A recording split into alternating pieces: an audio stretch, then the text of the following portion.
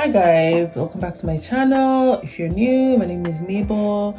I'm a content creator, fashion reviewer, a lifestyle blogger. I'm passionate about creativity, content, fashion, entertainment, media, nostalgia, entertainment, my passions, arts and creativity, culture. I'm a content vlogger, culture vlogger, fashion reviewer, product reviewer, hair and makeup reviewer. I do get ready with me. I do fashion reviews, I do outfits, I do unboxings, and I do other things that I enjoy on my channel. I video, I vlog things I'm doing. I like to do like presentation, I like to do like promotional things that are branded, things that are cultural, things that are current.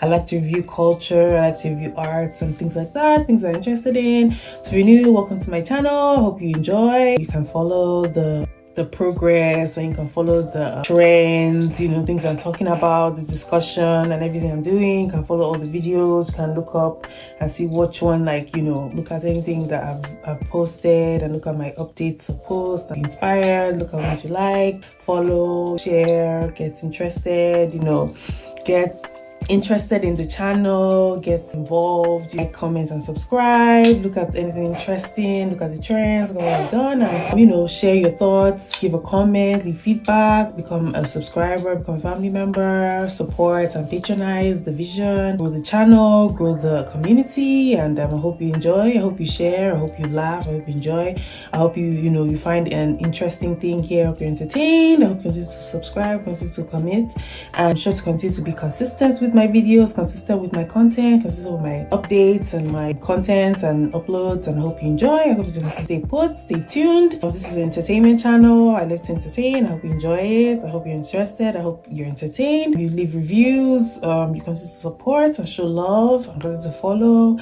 and just seeing the vision come. And I'm enjoying the feedback and the positivity. So I'm just great. I'm continue to up my game, continue to increase my pattern, continue my content, and continue to increase my talent, continue to increase my methods and my craft. And I hope you stay tuned to watch the growth and just enjoy and continue to be entertained with the channel and where it's going. Yeah, I'm going to give great content and great entertainment and keep it going and continue to upload the formula. I just continue to succeed at this page and continue to succeed in my vision for this page and for my own personal growth. I like personality. I like to increase personal development, performance, presentation. I'm just trying to grow, the vision that we can be as polished and we can be as upgraded, as presentable and as perfect as we want to be, and nothing's really stopping you. So if you want to improve your social skills, social growth, social visibility, then you can subscribe, and I'll continue to grow that. And that's just my vision and that's just my intent. So I hope you enjoy. I've been doing my videos for a while and I'm back with another one. So I hope you're loaded for the weekend. It's going to be a long weekend, so stay tuned for this one. To see consistent growth, I've introduced myself. In my free time I do engage my YouTube, and I'm continuing to just celebrate success and continue to go forward. So I'm happy. Anything you want to say, any comment, any commendation, you can leave in the comments, you can leave your reviews, you can leave your impressions. Continue to share and continue to subscribe, continue to support. I'm grateful for it. I'm glad to be on social media. YouTube is great, and I'm happy to be committed contributor to this platform. I'm happy for it, so thank you. Hopefully you enjoy all the videos, and I'm back. So it's been a while, but buzzword is to continue, stay growing, engaged, back to continue to talk, and I'm back with my video. Hope you're into to get into this one. I'm back, and it's going to be another good one. So I hope you have your free time and you can watch, stay, enjoy this one, because have another one to be updated, continue to support, perfect my own ideas, my content and my own subject matter. And I just hope you're interested. Get ready, this is going to be a long one. I hope you enjoy.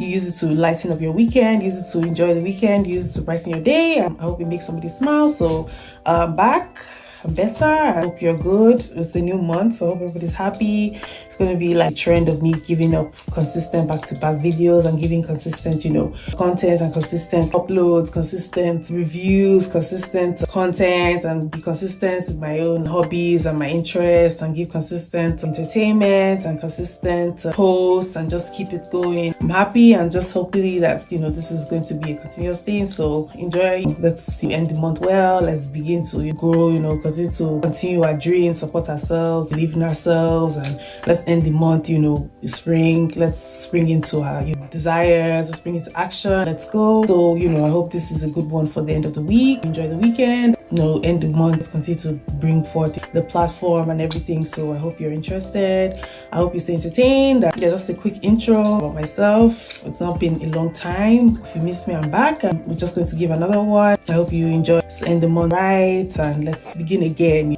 Let's banter. It's going to be a good one. So I hope you're interested. Get into the banter. So support my channel. I hope you're interested. Let's do the weekend well. Let's kick off, I want to end the month, saying my piece, and I hope you enjoyed this video. So it's going to be another one. I hope you stick around for the rest of the video. Get entertained. Stay tuned. Bye, and I'll see you at the end of the video. Bye. Back with the video, another one in the review series. I'm back doing another review. One of the things, one of my favorites from this season that I watched out of all the shows. We just recapped on Maritally-Entertaining season 10. I covered episodes 1 to 8 in the last video. I did the review.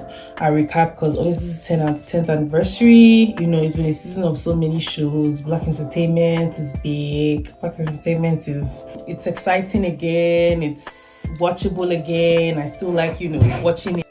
Okay, so Letitia, who is obviously the new cast member on the show, Sweetie, she also came. She was added to the cast, going by the monogram. She goes by the nickname Sweetie. She was joined, Letitia Lunsford.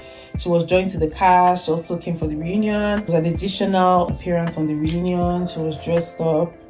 I think their dress code was blue.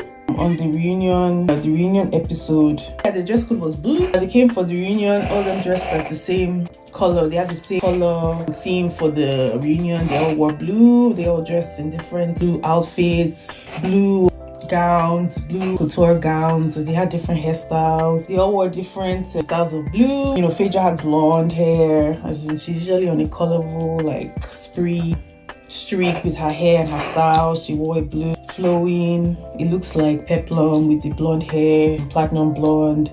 Quad had the aqua see-through. Dr. Simone wore a blue, just a blue covered long sleeve dress, ball gown with design, shimmery, smooth kind of design, shiny, looks like 80s. Dr. Jackie wore, a casual kind of blue dress with sleeveless.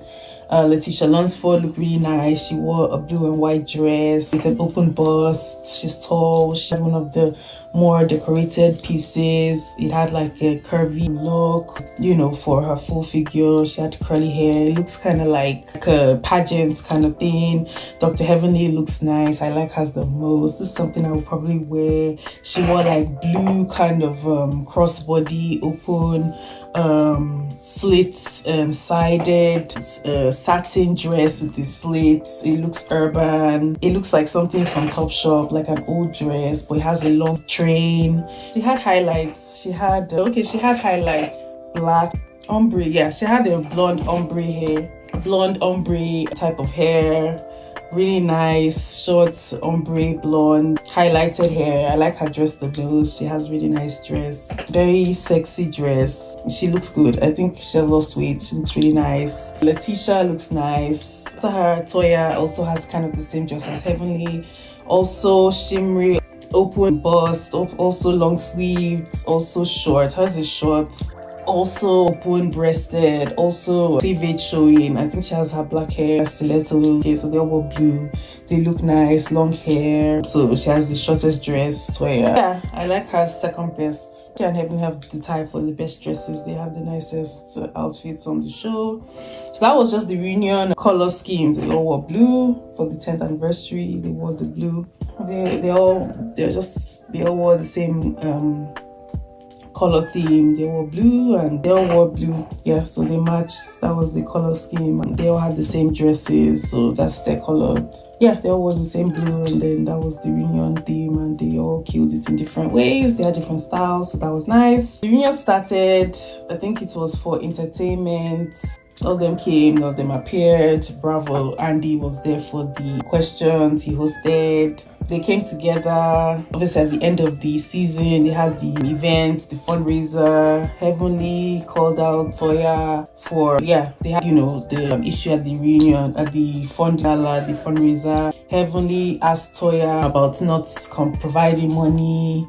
I don't know how they ended up doing the same thing. Heavenly called out Toya for not financially contributing to the gala. That was how it ended, and Quad also was called out.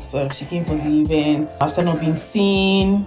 Letitia didn't come, she didn't want to be part of it and all that. So it's literally Heavenly and Toya who are just clashing because of money and all that, about the gala and all that. That was how the episode ended and the season. So they want to come together. I think the themes for the reunion, the questions are what if the group wants to know if Phaedra is telling the truth about whether she has been saying, what she commented about Letitia, whether she made comments about Quad, things she has said regarding Letitia and Quad, whether Phaedra made any comments, whether she's telling the truth, that she, what she said about Quad, things that she made comments about Greg and all that, about the whole, just the situation with Greg, Quad and Letitia. If Quad could get an apology from everyone, including herself. Phaedra questioned things, also things about the whole divorce and things that Phaedra said about it. If Quad could have a genuine apology. So they want to know if Quad feels resolved about the issues, turn of events and the things that were said and all that, the things that were disclosed, and if she wants an apology. Consider Phaedra, what she has to say, and whether she can consider herself, consider herself going forward with the whole show and with the cast and everything. So that was how the season ended, and then they did the reunion part 1. We just want to have the questions answered for what happened, the final episodes and the reunion that happened and other things. From the first part, introduced the ladies. Andy was there, the discussion, he said hi to everybody during the pre-game. They drank, had a pre-game and just drank and cocktail and socialized, and decided to ask the questions. So first of all, Sweetie Letitia Lunsford, she made it known that obviously she was coming for Heavenly because she has been talking about her on social media and she has been talking smack about her. Heavenly said that she feels Letitia is simple-minded, she feels Letitia is greedy. Heavenly was one of the people who made comments about Letitia just throughout the whole engagement and other things that happened in process of the wedding. Heavenly questioned, she's the one that made comments about Letitia financially. She actually made friends with Letitia. She posted about her on social media just to kind of poke at Quad, and she's the one that made friends, but now she's talking smack about her again on social media. I think they spent too much time together. She says she's coming for Heavenly because of how she has been talking about her. Dr. Alicia is team Letitia. She feels Letitia is wronged. Heavenly has been Heavenly said things about her, said about her character and other things. I don't know what she called her. She called her lots of names on social media. Alicia is team T. She's team Sweetie. She doesn't have anything to say. She feels like Heavenly is trying to be a bully. Quad marveled that her cast picture, she sees herself as in she's in the middle. The others are in different places. Her picture, she looks alone, off, detached. Dr. Simone and Jackie were upset about Quad not being featured too much in the group and her lack of friendship generally. She saw herself in the picture, she just doesn't want to be there generally. Simone and Jackie were upset about just her general lack of friendship, feeling like she outed herself anyway. Phaedra joked that she was about to put everyone in the grave, and then she's coming to redeem her, to respond to everything, allegation and all that, and shut everybody up, shut the rumors. And so everybody wandered off to the wine country theme to get the party started and continue the festivities. That was how the intro started. They asked comments. They gave themselves their welcome as they felt and all that. So Phaedra was the first person. So they're going to have a questionnaire kind of thing. Everybody in the hot seat, everybody say confessional kind of thing. So all of them are taken to the outdoors where the set of the reunion was aired. Phaedra was the first in the hot seat. She noted Married to Medicine was different from Real Housewives because the ladies emphasize staying married, obviously, as opposed to Housewives where they don't really want to be committed or whatever has been going on, whatever. She feels like Married to Medicine is different. She feels like this is a more normal kind of environment, set of cast. The drama is still the same though, with the husbands and all that. That's how Phaedra felt. Just feels like the drama is still elevated, just with all the new and just still going to have the same drama. She's surprised at some of the reaction. People, maybe their marriages, they look like they're perfect, a bit startled, you know, by the introduction, and just seeing like a second wisdom, you know, she's seeing how, you know, these people are acting, all that kind of thing, but she's not going to say anything because she has her license. She doesn't want to say anything, doesn't break the code, but she's seeing all of that. Cord felt that Phaedra ditched her for the group once things got heated. I don't know how Cord and Phaedra are really aligned. I don't get how Cord and Phaedra have been friends or whatever. Cord feels like Phaedra is on her side, or she has some kind of second, like, you know, connection with her, and she just feels like Phaedra has ditched her, and she has some alliance, and Phaedra ditched her for the group once things got heated, and Phaedra didn't say anything. You know, she was like, oh, you know, what does she owe Cord?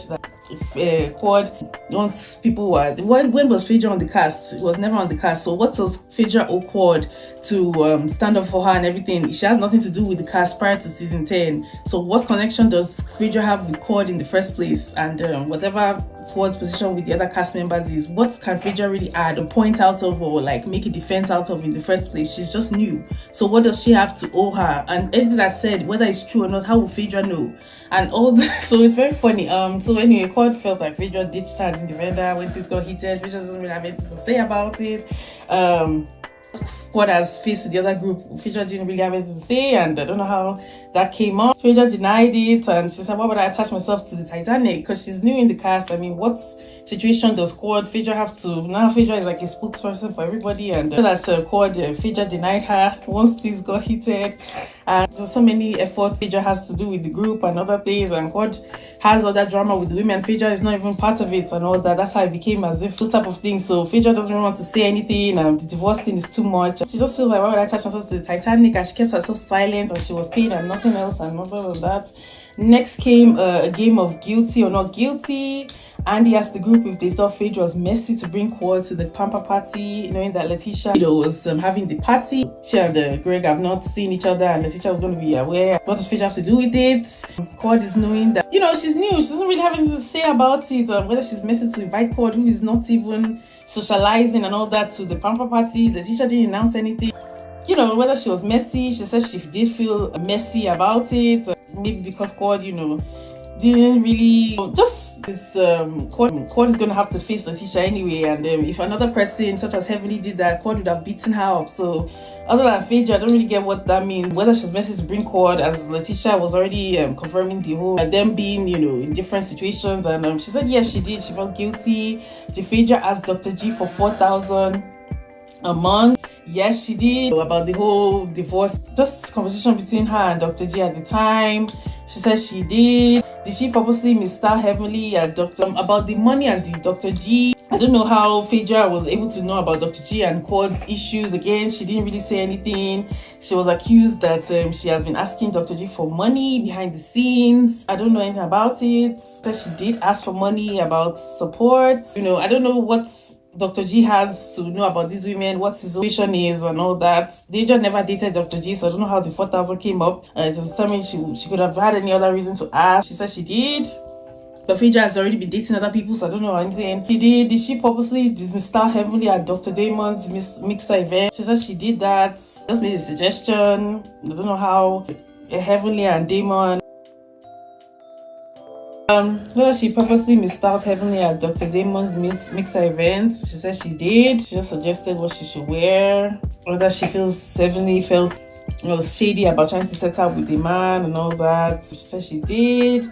It was a tough crowd. Phaedra figured this was a good practice for the traitors. Seeing that she's going to be on a new show, playing of odds and all that. She felt this was a good practice. She denied all charges and asked if someone could pass, food. She said she didn't do anything. She played it cool. She didn't want to say anything, being that she has a new show, she doesn't want to spoil that. Heavenly and Cord then started to have a tit for tat as to who dragged Phaedra the most. Whether both of them had anything to say about Phaedra, who said the most things about Phaedra. Heavenly and Phaedra, I think after that they didn't really bond. Quad said what she said about Phaedra, given that Phaedra stood up. Another thing, it started when Phaedra told Quad she was happy with the way she handled the resurrection event. Quad, maybe she didn't want to handle with the other ladies. She told Quad she wasn't happy. She didn't want to just go back and forth with the other ladies about that. Quad went to Heavenly to talk about Phaedra. Heavenly jumped in to complain. Quad and Heavenly, they were not even about Phaedra's attitude and all that, about how Phaedra acted. Phaedra, Heavenly complained. Generally, Quad went to complain to Heavenly about, talk to Heavenly about Phaedra. Heavenly complained about it, jumped in to complain that the way it was handled, she didn't like it. Quad to complain about Phaedra. Quad went to Heavenly to talk about it. In the end, Phaedra was willing to provide some Reiki healing on her relationship with Quad, just as long as she stopped talking about her behind her back. Basically, Quad has said things about her behind her back. Quad went to Heavenly to basically, Quad, didn't like how Phaedra was going about talking about other people, about just the whole issue. She went to Heavenly about it. Heavenly just complained about how Quad. So Phaedra went to complain about how Heavenly discussed about it. Quad went to Heavenly talk about Phaedra. Heavenly complained, jumped in to complain.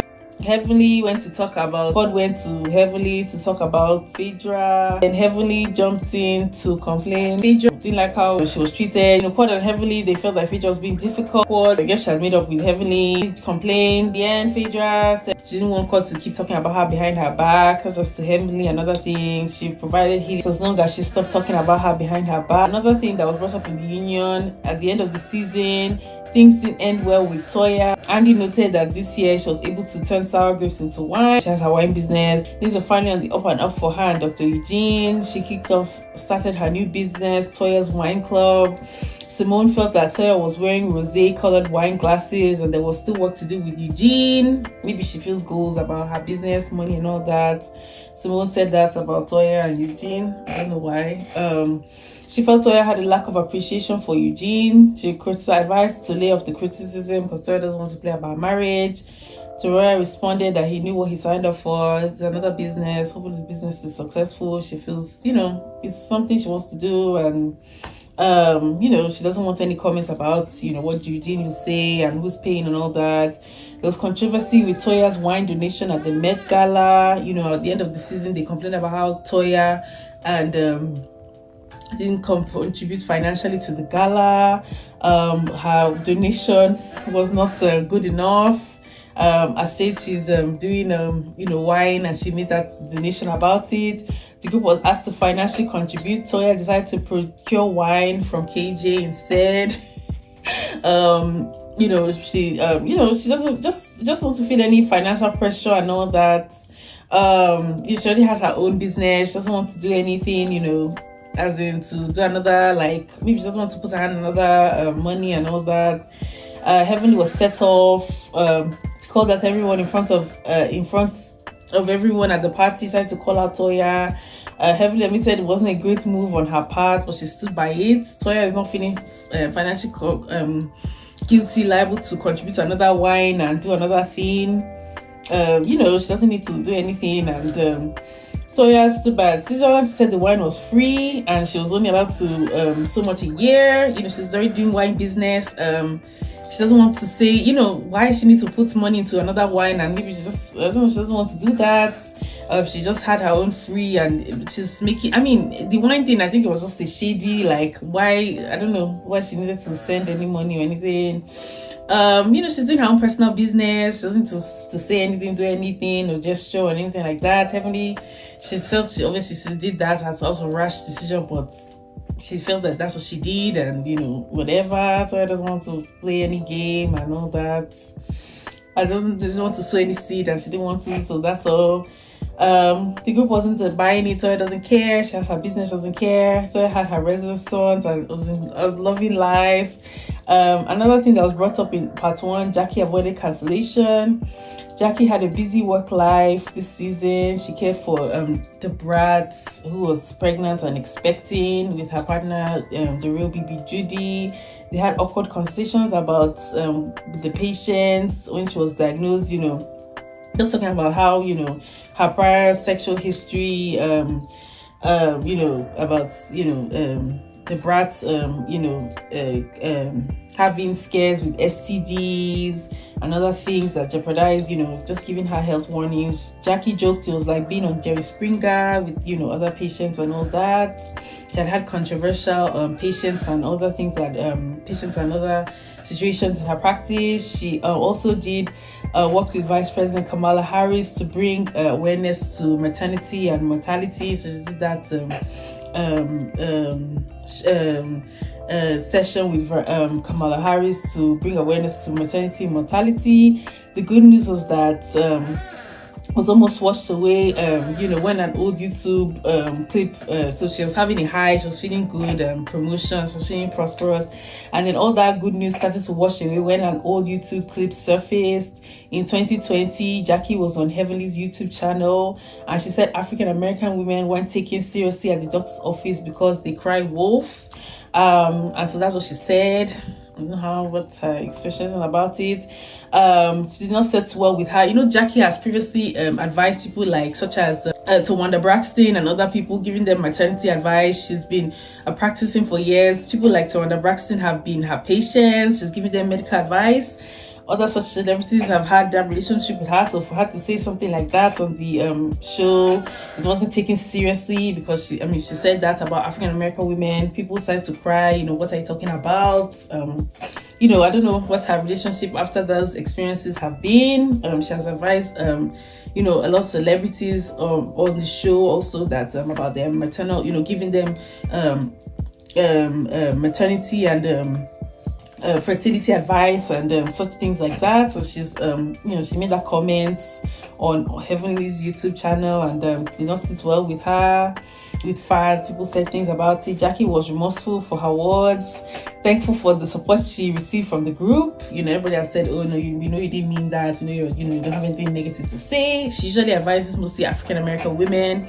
She advises lots of popular people. They've come to her for medical advice normally, such that she cannot be faulted for anything she says taken as a disclaimer.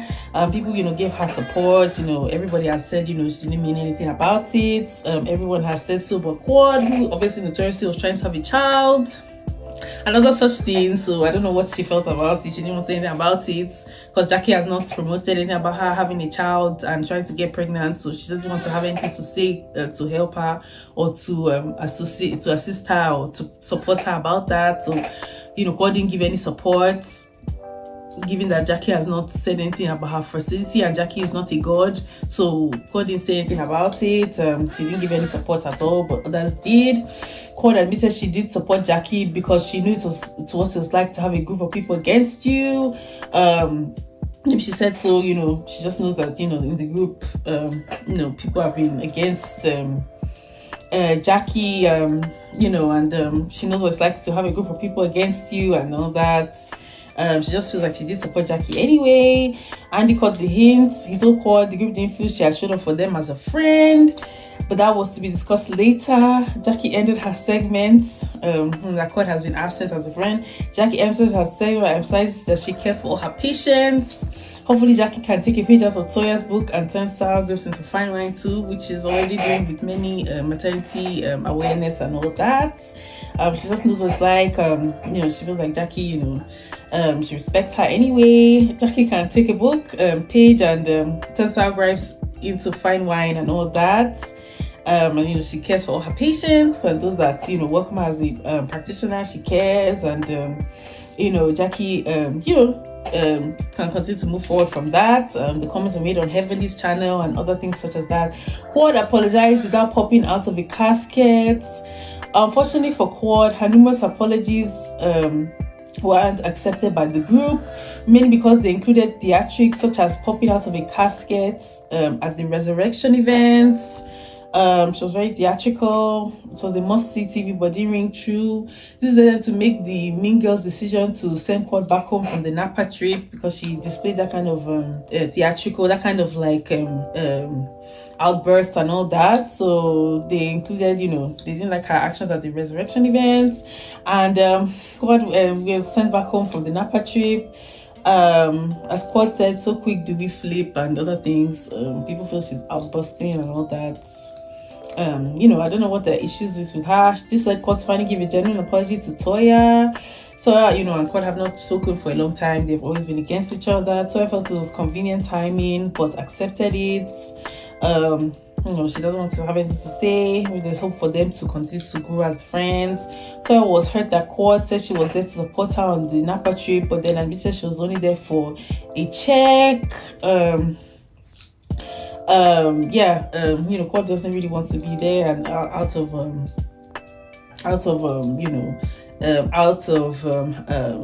inconvenience. Squad said she changed her tune because she felt the ladies didn't want her there and all that. So, you know, other than check, she doesn't want to be there. Heaven dropped the bomb that the group had thought Quad might have been doing the one to resurface Jackie's interview clip, which she probably did. Quad denied it when she spoke with Heavenly. It's already on her YouTube. And that was when Heavenly advised her to reach out to Jackie. Yet Heavenly has been posting things on YouTube anyway, so I don't know what is going on. Denied it and she spoke to Heavenly.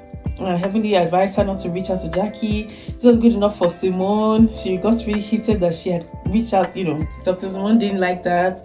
She heated that she had reached out to Quad numerous times, but Quad never did the same. It was Quad understanding that Simone never had a problem with her, but supported Toya, who did. So Simone had been saying things quietly supporting Toya, who has been doing the venom and the violent things out there and all that. She just felt that Quad never responded to her gestures to be a friend, to be neutral.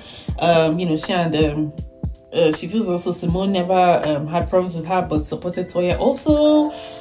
You know, Quad, Simone denied that, but Heavenly backed Quad up, that Simone has been nurturing that kind of sentiment about her.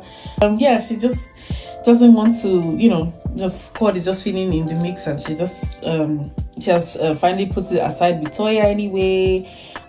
Simone doesn't feel like Quad is being genuine, being forthcoming, is being authentic at this point. Andy then broke the group for lunch. Quad stayed behind with Jackie to clear the air. She said he admitted that she had nothing to do with sharing the social media video. Jackie said she was in a dark place, which is why she believed it was possible. You know, maybe it's possible from her. Would Jackie and Quad be able to make amends? And that was how the reunion part 1 ended. And many things that happened during the course of the show happened, and other things that happened continue to happen, and that was how the reunion ended up in airs. But I just know that Jackie hasn't made any kind of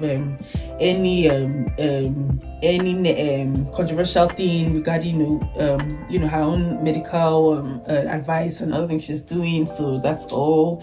And whether they'll be able to make amends, we'll just have to continue to find out. And that was the end of Reunion Part 1, and it was very interesting. So they broke, and that's how it happened. So stay tuned for the Part 2 and discussion, and we'll go back to the continuation of this review in Part 2. Bye. So coming back, so yeah, hi guys, I'm back with the Part 2 recap of the reunion. Last week, so at the end of Part 1, we had all the you know, opening discussions about you know, differences with their own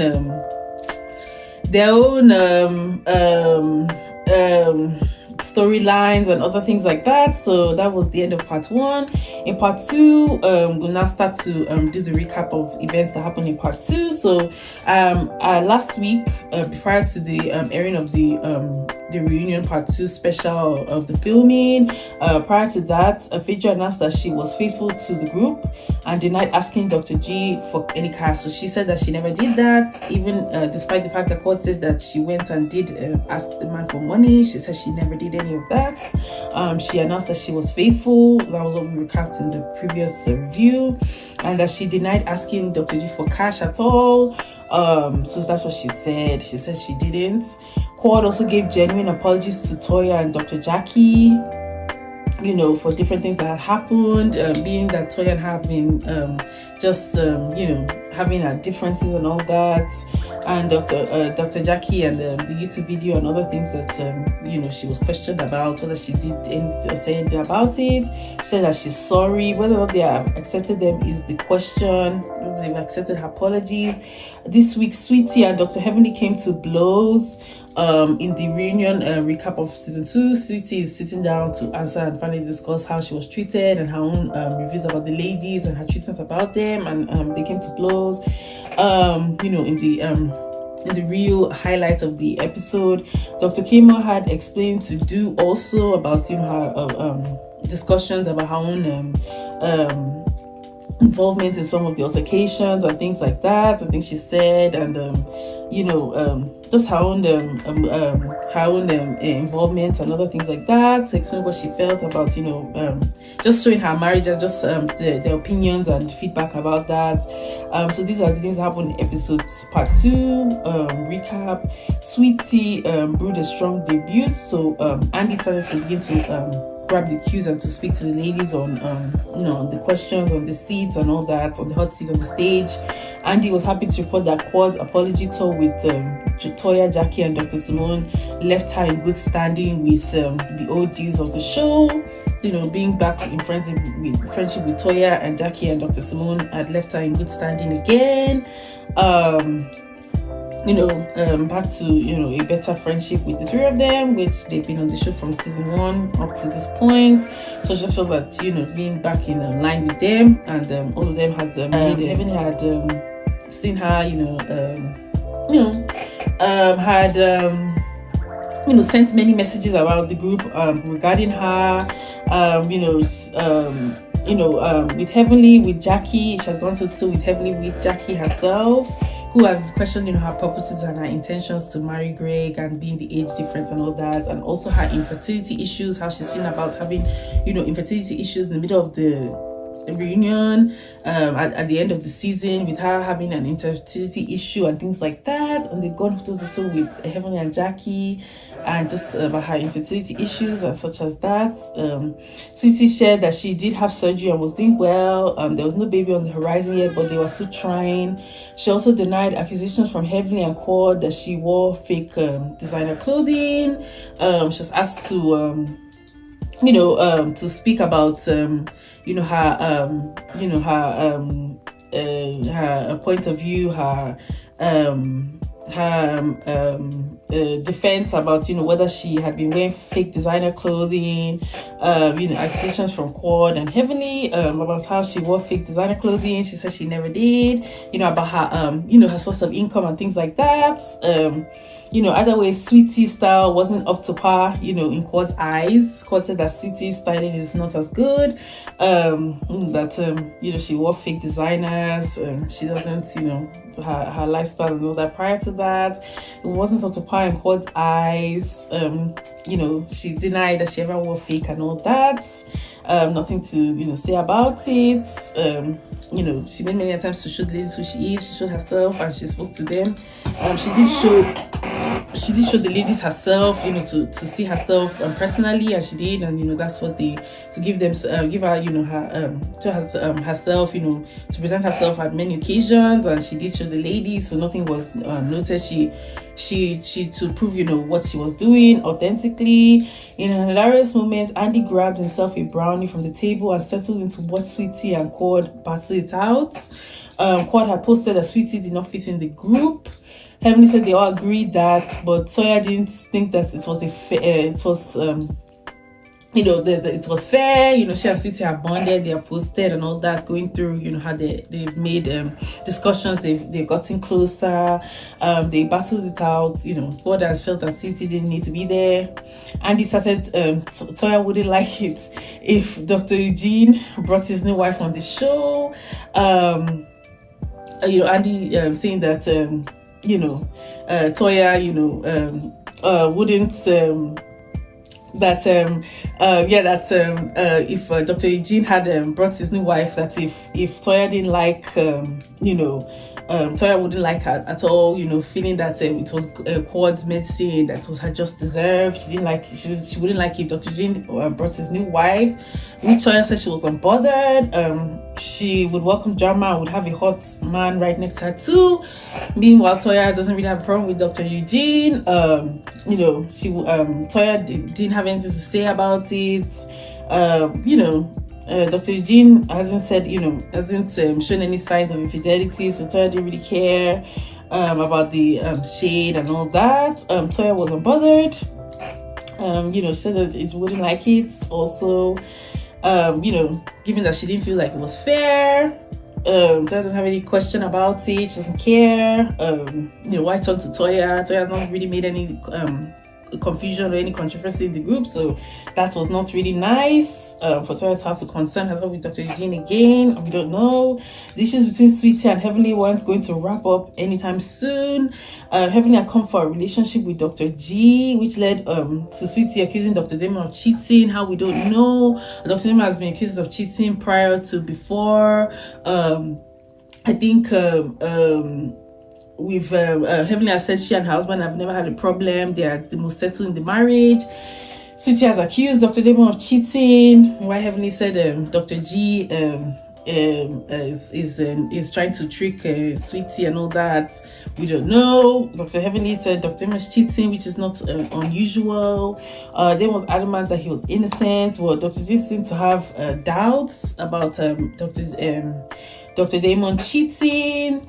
Because Heavenly feels like she portrays a perfect marriage. Heavenly claims that she was concerned because Sweetie has said Dr. G was controlling, which is probably because of the age gap. The only solution presented to mend their friendship was prayers. We've heard about Dr. Damon cheating prior to this, and they've been in marriage counseling. We had the whole issues with their infidelity prior to this. Dr. Damon, we don't know what you do behind the scenes. We don't know anything about it. We don't know what has gone on. Heavenly says you don't cheat. Sweetie said he does. I don't know what. So that's how they were able to just continue with that conversation. They were going to need a lot of prayers. Dr. Alicia has started to join the chat. Dr. Alicia settled into the seats to be on the hot seat to provoke, you know, the questions and answer. Andy asked the group the age-old question, do dicks age? If there was one thing they could all agree on, it was yes. None of them have been married for a long time. Alicia said also that she feels that as well, which is why, you know, she's still you know, new in the whole marriage and presenting and all that. So when Andy asked everybody the questions, she said that was what happened. As she looked around like she was in the crazy house, which is exactly how she was described. She described her first season on the show as crazy, being that she's a foreigner. She just looked around that, you know, it was like she was in the crazy house.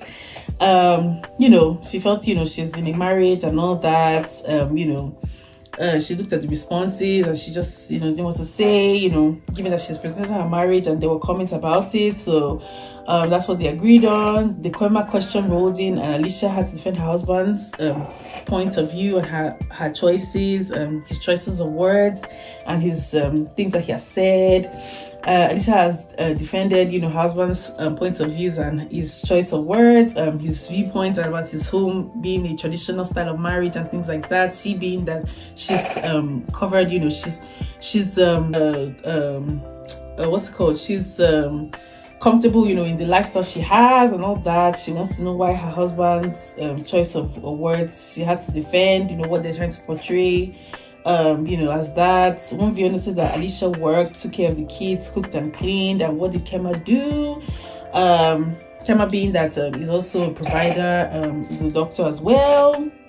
Alicia had to defend her husband's choice of views, you know, seeing that she commits to, you know, the lifestyle she does. And I know that's why the Napa trip was the first time Kema had to watch the kids alone. Everybody asked why at the Napa trip was the first time that Kema would have to watch the kids alone. She's in a traditional marriage and she does the cooking, cleaning, and she's in the house. And what does Kema do? Nothing but comments. Alicia politely accused the viewers of being judgy McJudgesons and said she was thankful he could support the family and she enjoyed being a mom, given that she's blessed to have the lifestyle she does and pay for what she has and giving gifts and affording the lifestyle, and your husband does the supporting and all that, and that she support the family and she enjoyed being a mom and everything. and just she just being her, in herself and her life, and she was thankful, and yeah, and she supports the family, and she considers herself, to be able to provide for their practice and her businesses and all that. She has also appreciated that Kemba didn't mind how 150,000 disappeared now and then from their joint account, and he complained that she spent, and she didn't mind that the money, how she was appreciated that Kemba didn't mind that 150k had disappeared, and she can't account for it, but she's fun to fund her lifestyle. She appreciated. Kemba didn't really comment about the fact that she spends, and why they comment about how she's spending and what she has come to afford and all that, and things that they're doing with their money and all that. She didn't mind that complaining about money that was gifted to her, and how it disappears. A lot of you asked if everyone had felt lighter once Quad had gotten the boot from the Napa trip. Okay, so basically, Alicia is comfortable with her life, and she provides for her man, and just really wants to know, what her husband is saying, anything about how they're able to spend the money, and what she's doing with the money to spend it, and whether the comments about how her husband is spending it, how he's is providing for her, whether she's accounting for the money and the fund she's using to promote her brands and things like that, and really her husband give her money and things like that, which have nothing to do with them. She really doesn't have to say about it. She appreciates how usually she's performing her life and doing what she's doing. She's spending, she's providing for she doesn't need to provide any source of income and things like that. So she doesn't really have anything to do, to concern the others, and her husband is taking care of his bills, and doesn't have anything to say about the source of funds and things that have been disappearing in their home and all that, and their accounts, and she just she's thankful, and she enjoyed being a mom and all that. Don't really know what's just feels like people are judging her home and just judging how money is not even an issue to them, and other things such as that. Quad had gotten the boots. So another viewer asked if everyone had felt lighter once Quad had gotten the boots from the Napa trip. Quad did not like the connotation that she was a cloud amongst the group. She was a fun-loving person. She was bringing that cloud. Someone snapped back that Quad chose to be that way, which got some chuckles from the ladies. Simone snapped that Quad chose to be that way, which got chuckles from the ladies. She was fun. She doesn't care. That Quad is choosing to be, that kind of person. No one snapped that that's how Quad is choosing to be, and everybody have laughed.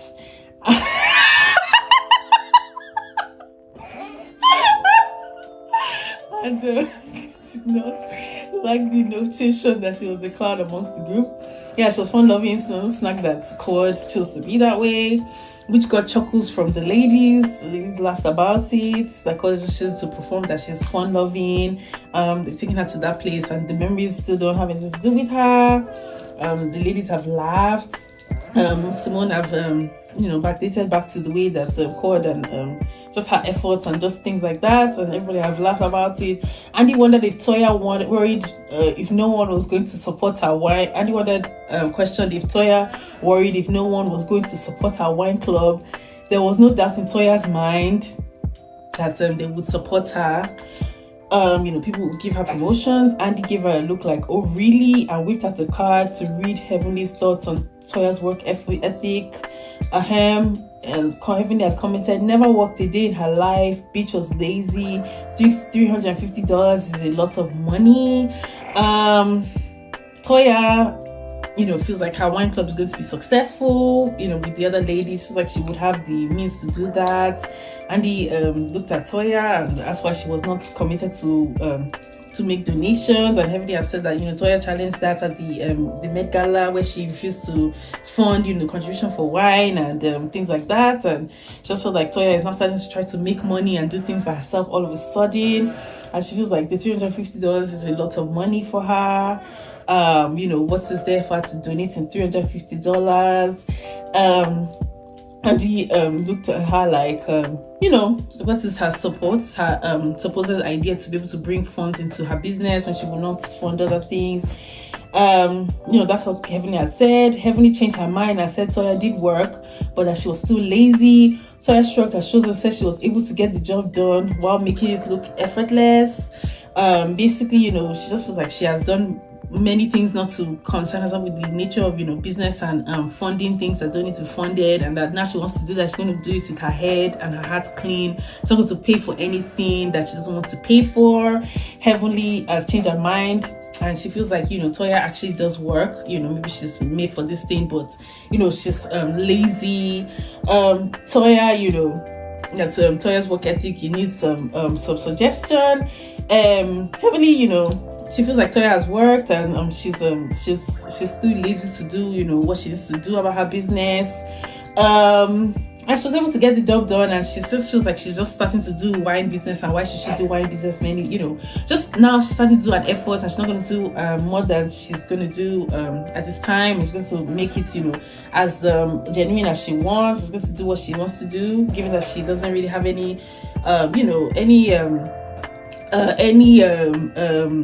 ulterior motive than to support herself and do that, and so she's happy with that, and she wants to find herself to do her business naturally, and that, so that's how she felt. It's all about family ties next. And Simone's kids are thriving and still living mortgage free, which has started she has supported kids to go forward in their education and pay for pursue the education seriously, and pursue it to pursue it full throttle and that kind of thing. So they are living mortgage free in their condo. She has made money for them to support for them to do what they want to do. Simone's kids are thriving, they're in college to continue their studies. Toya's sons are learning the facts of life from their parents and Google searches on their iPads. Heavenly's daughter, they naturally they're just trying to learn and grow, like in the house. Just feels like that her kids normally they're just curious and they want to know things. That's for Toya. Her children are still young. She feels like she someone has already built a future for her children. They're in their condo, they're mortgage free, and they're living, they're studying and doing what they want to do. She feels she has pursued everything she wants to do in her marriage, and she has fulfilled her own confidence of her children. Toya's sons are learning the facts of life from their parents and searches on their iPads. Meanwhile, they're young. She doesn't want to spoil them or to corrupt their brains, so they're just learning from their iPads and Google searches. She doesn't want to corrupt their growth. She has 2 young sons and they're still at home. So, they're still introducing themselves to life and all that. Stories just having to say about it. Heavenly's daughter, Laura, made good on her promise to call up Dr. Jackie to discuss, football and other things, such that, Heavenly, her daughter, is trying to grow. She wants to, maybe she has issues that she wants to discuss. She has followed up to find out if Jackie wants to discuss about things such as football in her life. Laura, she has promised she would call Jackie prior to going to school to discuss all that. Jackie is obviously doing many rounds, continuing with her practice and other things. So Toya is just confident about herself and good things that she's going through with her life, and this is all the facts of life, that all of them are growing in different stages. We don't know how Laura's study decisions are going. She wants to call Jackie to discuss further about that, and so on and such with. And the mystery of why Heavenly had Enfamil at her pantry was solved. Contrary to Sweetie's conspiracy theory, Heavenly had a hidden grandchild. And it was really, so we heard about Damon having a child and other things that were discussed at the final season. Heavenly had a hidden grandchild. And it was really Damon's milk allergy that was the culprit. Like, okay, so Sweetie has conspired that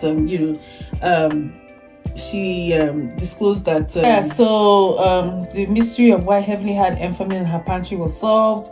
Contrary to Sweetie's conspiracy theory, Heavenly had a hidden grandchild. It was really Damon's. She felt like she had a hidden grandchild. Other unknown siblings were revealed in the season. It was really actually Damon's milk allergy that was the culprit behind the Enfamil, which was she felt, she wanted to cover up and say that it was Damon having a milk allergy. The Enfamil is actually baby milk. She said it's because her husband likes another type of milk. That's why he feels an allergy. But she told her daughter that her dad has an allergy. But honestly, it's shown that he has a history of infidelity. Henry, she has a grandchild. From Damon having infidelity and all that. That's Sweetie's conspiracy theory. She's trying to say that it doesn't, that the milk is just for a baby, it's just for allergy. Sweetie says that Damon is a notorious cheater and infidelity, cheater, adulterer and all that. So that's what she felt. Heavenly then thanked Sweetie for getting her and her sister talking again. She and her sister not been in conversation, decided to talk again. Heavenly felt like Sweetie and her sister have made they've made progress with their relationship. She felt Heavenly then thanked them for she thanked Sweetie for also getting her and her sister talking again. Sweetie and her sister are close. She Heavenly felt that Sweetie has helped her and her sister to improve their relationship. So she thanked Sweetie because she has a good relationship with her sister. She felt that Sweetie has helped her to also progress with her relationship with her sister and get her talking again. During social media battle, Sweetie said Heavenly's mom was in hell because of how she has been behaving and other things. Privacy, her mom has issues, which prompted Heavenly's sisters to finally reach out because she feels like they have burned the bridges of their relationship and their marriage, and she just felt like Sweetie felt like she felt divine, like she felt like a divine intuition that Heavenly's mom was in hell. The two are now texting and speaking to each other frequently. They started speaking and conversing, communicating again. Heavenly was also in therapy to deal with the passing of her mother. Her mother passed, and she just felt like she wanted to heal and to get therapy and to progress past that, to get professional help and heal about that. She was on her healing journey, which might reveal a different side to Heavenly next season, probably more calm, be more healed than the previous season with her mother. So the Married to Men gathered. They took the stage for their time to shine. Andy immediately asked Dr. G if Phaedra had asked him for $4,000 a month. But Dr. G said he didn't. She never asked him for that money, and the money is only for his wife. She said they didn't ask him. So she said she had wanted a man to put in an equal amount of what she could do. Trying to gain some kind of get some kind of security and assurance for Quad. She said Dr. G said she had wanted a man to put in equal what she has been able to do. She wasn't asking Dr. G for money. She's Quad's friend. She never asked him for any money. She never had any conscience to ask Dr. G and get money from him. She just wanted a man to put in equal what she herself could do as a person. And he then asked if anything had ever happened between the two of them. Dr. G said not in real life. They never did. Sweetie was not happy to hear that, wishful imaginary, scenario that they had been previously together. She wants to know about that. They said they never were together in real life. She was not happy to hear about that. Said they never did. Kemma was then put on the hot seat. He had put his mouth in foot in mouth all season. He said things that were negative, kind of controversial, a bit anti, progressive, like a bit just a bit patriarchal. Maybe that's what he said. It was time for him to pay the piper. He said he did not imply the other men didn't have nut sacks when he proudly said he would cut off his own. He feels he's more of a man, he's a traditional man. When he proudly said he would not cut off his own, he feels he was more of a traditional man. He's more of a like a traditional family man. Just feels like he has more balls than them. He was trying to make like a cultural joke, and it wasn't funny. I don't know why he said something like that. Just something about circumcision that just wasn't funny about it. Kema also said he didn't think you could train women. He felt that women should come authentic. What he meant to say that it was important to explain your cultural differences to one another. He was put off by the whole happy wife, happy life mentality. I wanted to educate everyone that men's happiness is important too, meaning that he felt like, he doesn't want like, giving his wife money, doing these things for his wife is just what he knows. He felt like he could put himself forward. Alicia doesn't like that. She doesn't believe in 50-50. He doesn't normally like use like emotional means to give his wife happiness. He usually use money. He's not put off by happy wife and happy life, but it just feels like he's the breadwinner and other things. According to Kema, the sweet spot of relationship equality was that men are 51 and women are 49. So he feels like he should have more than her, which he doesn't believe it should be 50-50 anyway. So he says he should have 51 and 49, and she is happy about that, so it works for her. Whether she's spending money anyhow or she's using it to fund other lifestyles doesn't have anything to, we don't know. He just said his own point that he's stably trying to support his family and other things. Andy then joked the men that had been running the show for too long, and was trying to bring the ladies back out, which was very funny. Kema said what he has to say. However, there was a mysterious extra chair, which was revealed that a new cast member will be joining the episode to bring tea and to continue with the conversation and to bring to answer questions, to bring to enhance the drama. And was it for Phaedra or Quad? Obviously, given that those two are always like in and out, either unattended or whether there's a person that will be coming back on either, for either of them, whether somebody from their own past or their own background will be coming to make an appearance. Boom, everyone's jaw hit the floor as Apollo took the stage. Why Apollo? I don't know. What's his co-parenting? I don't know what's going on. I don't know how he was able to come. I don't know what it means for Phaedra. I don't know what's his co-parenting. I don't know what's going on. I don't know how many conversations they will have on the stage. Apollo is back. I don't know what would be. Phaedra hasn't done anything since Real Housewives. She's on Maritally-Entertaining. Apollo has come back to be on the set with her. What bombs will he drop next in the next episode? So Apollo's back to say something, whether something was not cut from the scenes. We didn't see what happened. We didn't see what was what's it called? What was concealed. Other things will be revealed. So Quad doesn't know who would have come, but it was Phaedra's brought back, even though she has not been in any traumatic drama. Apollo is back on the stage with her.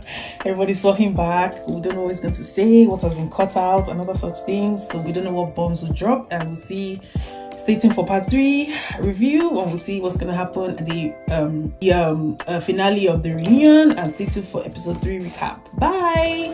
So we ended the season strong. This is episode 3 recap. We're back to episode 3. We're back to recap episode 3, part 3 of the reunion. So if you've seen other 2 recaps, you'll be able to get the 411 on all that's happened with the reunion. We're now seeing part 3 recap of the last stage of the reunion. So we recapped that last week. Dr. Alicia had to clean up Dr. Kema's mess. What he has said, things he has said about his beliefs, his manhood, and other things he said, and other notions he said. She feels like she has to cover about that, being that she's trying to keep an appearance.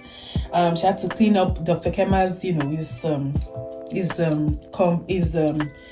his retorts, his regards, and all that. She feels like she had to clean it up, saying that she has made financial contributions. He's not taking that seriously. She's trying to play the portrayal that she's stable, not contributing, and he doesn't have anything to say about the money, about other things he has said. And Alicia is not really having anything to. She has cleaned up, said what she said about her financial situations and all that. Kema doesn't find her happiness to be important, and is put off by other things that she's made to believe about herself and other things. He's cleaned up his mess, saying that financial contributions and other things, and other things like that. Sweetie and Heavenly made it known they were still on the outs. How Sweetie and Heavenly are on the outs, I don't know. About financial, about the man, nature of cheating and other things, allegation. This week, Sweetie and Heavenly continue to battle. Phaedra was in the hot seat again regarding the supposed $4,000 she asked for from Dr. G, which she said she never did, and she has only the concern about Quad. She didn't have anything to say about it. Dr. G said never did pay for Phaedra. She just wants to know his contribution, as in what goal he's going to, just to know what she's going to get into on this season, because these are the people that she's coming to, and this is how they've acted. So anything about the $4,000 she didn't. Everything is about the Reunion Part 3 is going to start now, so let's go in for the review. And that was the intro. Let's start with the review for Part 3. We're going to have some old skeletons come back, and we're revealed Apollo walks onto the stage, revealed Phaedra's ex-husband is back to share his own information, to give updates about how things are going, what's got alerted to we're not really outwardly discussed on the show. So Apollo is back to discuss about Phaedra being there, just to give his own discussion, just to talk to give us gist and all that. It's been a long time since Apollo is on the show, and back to Phaedra is there. He's coming back as a surprise to divulge what he feels. We jumped right back into the action as Apollo joined the stage. Drums are rolling, cue scene, suspense and all that. Phaedra said she invited him. The violin is playing, strum of the violin. Phaedra said she invited him because Toya kept asking about their relationship. Because Toya has been asking what's Phaedra and Apollo going through, which is not something that she needs to know. Why she wants to know about Phaedra and Apollo is not something she wants to know about, and she needs to have anything to casual conversation will bring up, given that Phaedra and Toya are not really they're not really compatible as people. Toya feels she's in a marriage, she's a housewife, and Phaedra is not. So that's what Toya is telling Phaedra and all that. So it wasn't about the relationship. Toya interjected and said she never came for her. She just wanted to get to know her on the level that she wants to know about Apollo is an ex. Why? We don't know. We learned that Apollo was in the same facility as Joe Judice, but they didn't swap any Real Housewives stories. Basically, I think just Toya wants to know about, what Apollo is doing. Why she wants to know about Apollo is up to her. I just feel like, Toya is, she said that, she's seeing what she could do. She's scared that Phaedra is not of good character. She's scared why Phaedra wants to be there. She wants to know what these are the people. Whatever Toya wants to do, she wants to know. We learned that Apollo was in the same facility as Joe Judice. They didn't swap any Real Housewives stories. Apollo is now remarried. Phaedra wanted nothing to do with the new wife, which she doesn't care to know. She has her own life. She just wanted to know about him and his new wife. Toya is I don't know what, she wants to start to, make conclusions and all that about that. Apollo is now married. She wanted Phaedra wanted nothing to do with the new wife. However, she and Apollo are now in a good place. She feels like she and Apollo are now comfortable with each other. They're now setting their parenting. They're in a better place. Apollo is properly married, doesn't have any husband. Phaedra, he has moved on. He has his own wife and other things. Doesn't have any hard feelings. Phaedra, her own self. Toya is now, concerned with everybody's backstory and other things. Why, I don't know. As Apollo said, time heals everything. Toya is like, She wants to see, maybe she's trying to calm, Phaedra's situation, doesn't know how, this whole scenery was going to play out with everybody, and just the belief, that other things have been wavering, other things have been, criminally incited, and other things like that. Basically, she wants to know what she and Apollo are up to and things like that. Apollo and Phaedra are not of any concern. They're both together. Her position is Andy moved on to the group and asked Cecil about his comments and Dr. G. So yes, that was discussed, and Apollo has nothing to say, but that he's peaceful with his life and time has healed. Andy moved on to the group and asked Cecil about his comments. That Dr. G leveled up with Sweetie. Why Cecil made that comment is unbelievable. Cecil is saying something that Dr. G has leveled up with Sweetie. Why Cecil made that comment about it is unreal. The newfound relationship interest with another person's relationship is it's unknown why he's starting to talk about other people, and I feel like Simone and Cecil are starting to show themselves as they are not really nice. I mean, they've been together, but they don't have really nice intention about other couples. Cecil has also said that Dr. G leveled up the Sweetie, why they're commenting on other couples. We've seen them go through their relationship, they're back, but they're saying nothing about other couples. Why he said that, I don't know. Cecil is in a bunch of controversy at the moment. He was very diplomatic and said he loved both women, but giving Quad and Sweetie, but you could see how happy that Dr. G loved both women, which is a lie, because Dr. G has said him and Quad are not, Quad said he was abusive and other things. He said it just feels like Dr. G has leveled up. We don't know why he would feel that Dr. G leveled up about the relationship. Cecil and Simone, they've said their posts, they've said their piece about their people, that he feels he loves both women, which I don't know how much energy can put. You can see that he's not happy with Sweetie, what their marriage brings to bed, doesn't know.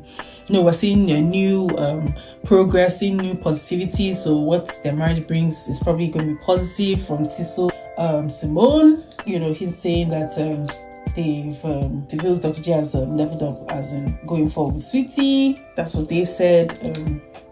Both of them have said things. There are comments about other couples. I don't really know. He said that about Dr. G. It's suppose I think Quad and Dr. G, the dynamics of those relationships kind of nurtured that kind of like hanging, like what's going on.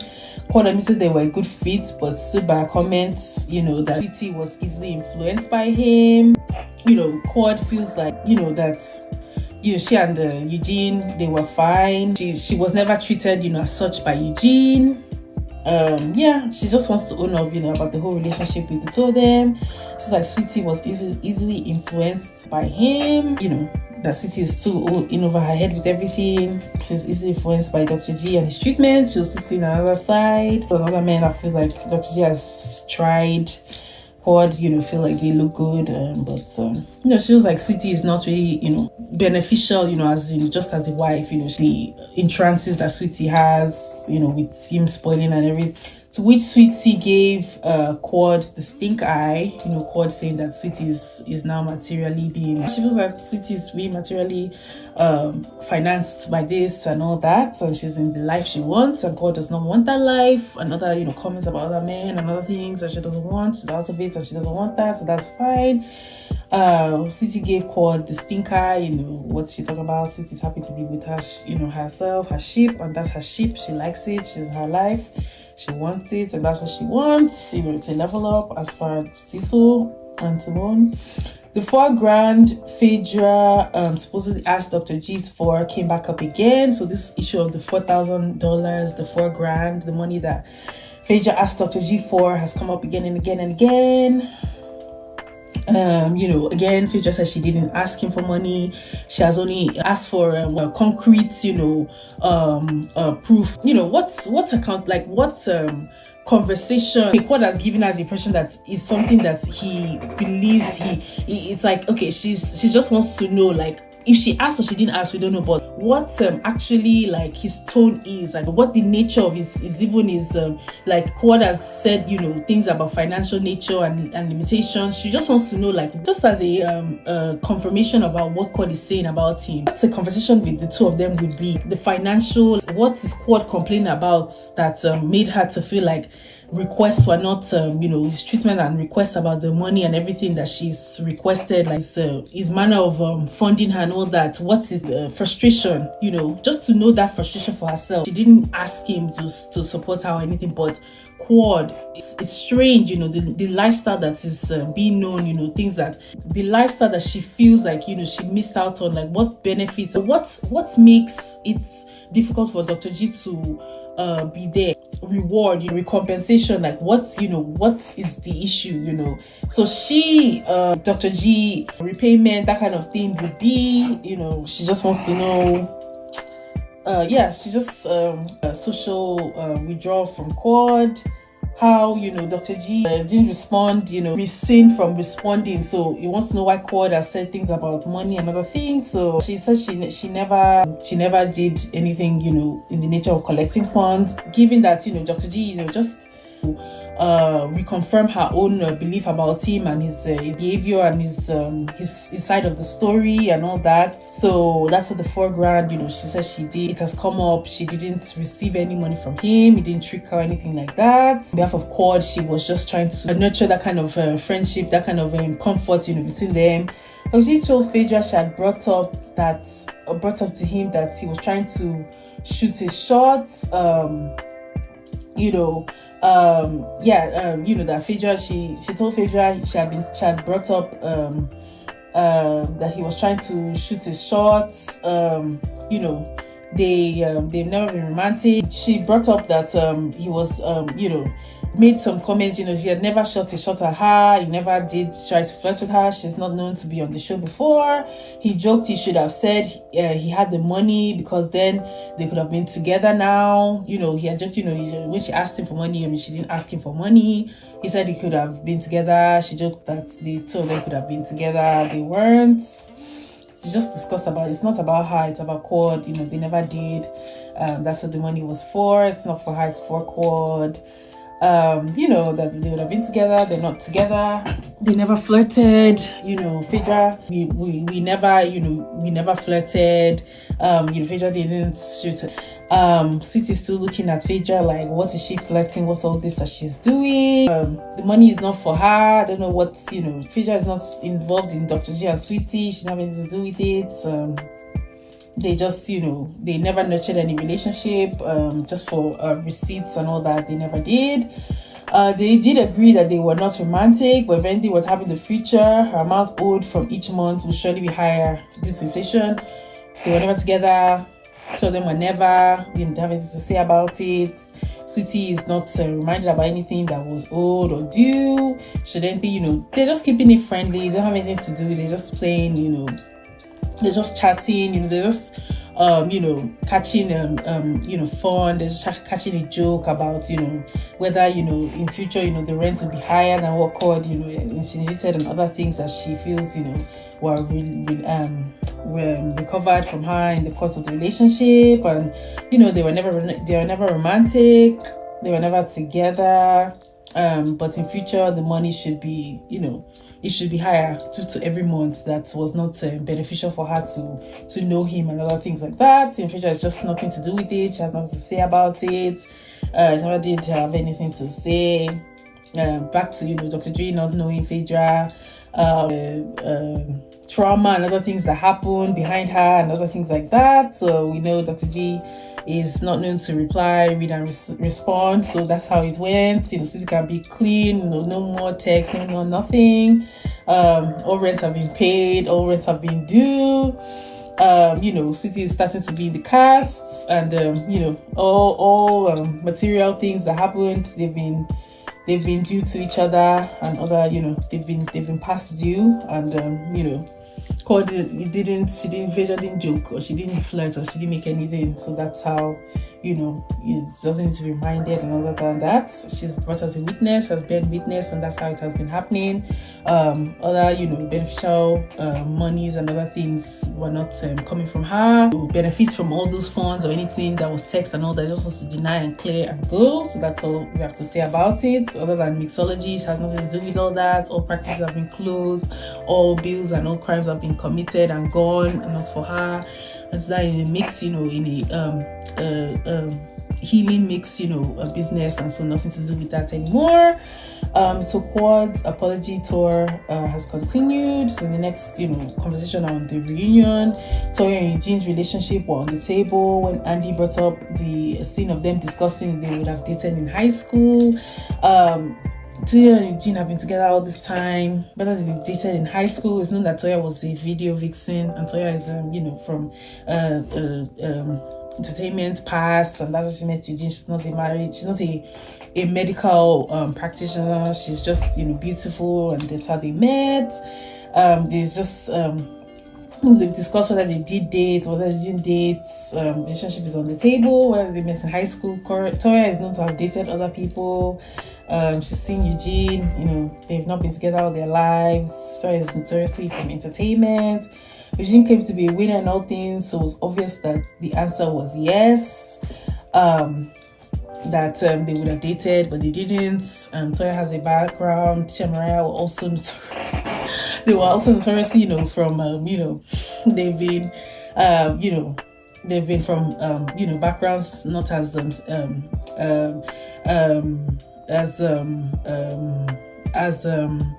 acceptable as Eugene and other people, so such as that. That's her background. And she said she would have still dated him from high school, which is funny for Andy to bring up, whether they've been discussing, whether they've been dating all along, giving Toya having that known past.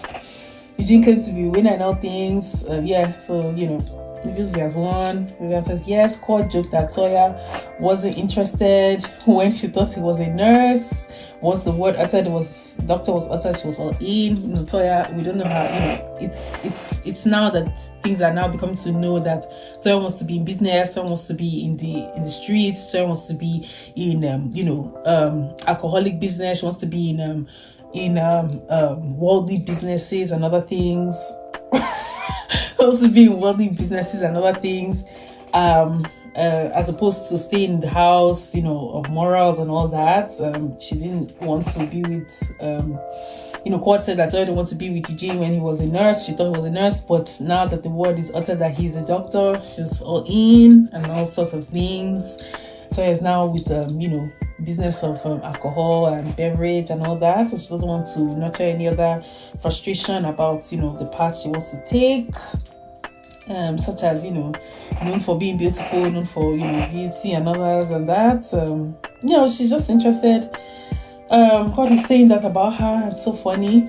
This is now her opening to apologize to Eugene for her accusations from last season, accusing him that he's outside, accusing him that he's failing his duties, accusing all sorts of things, accusing that he's financially on and other he's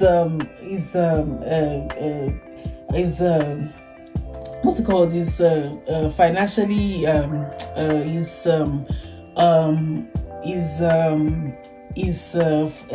what's it called,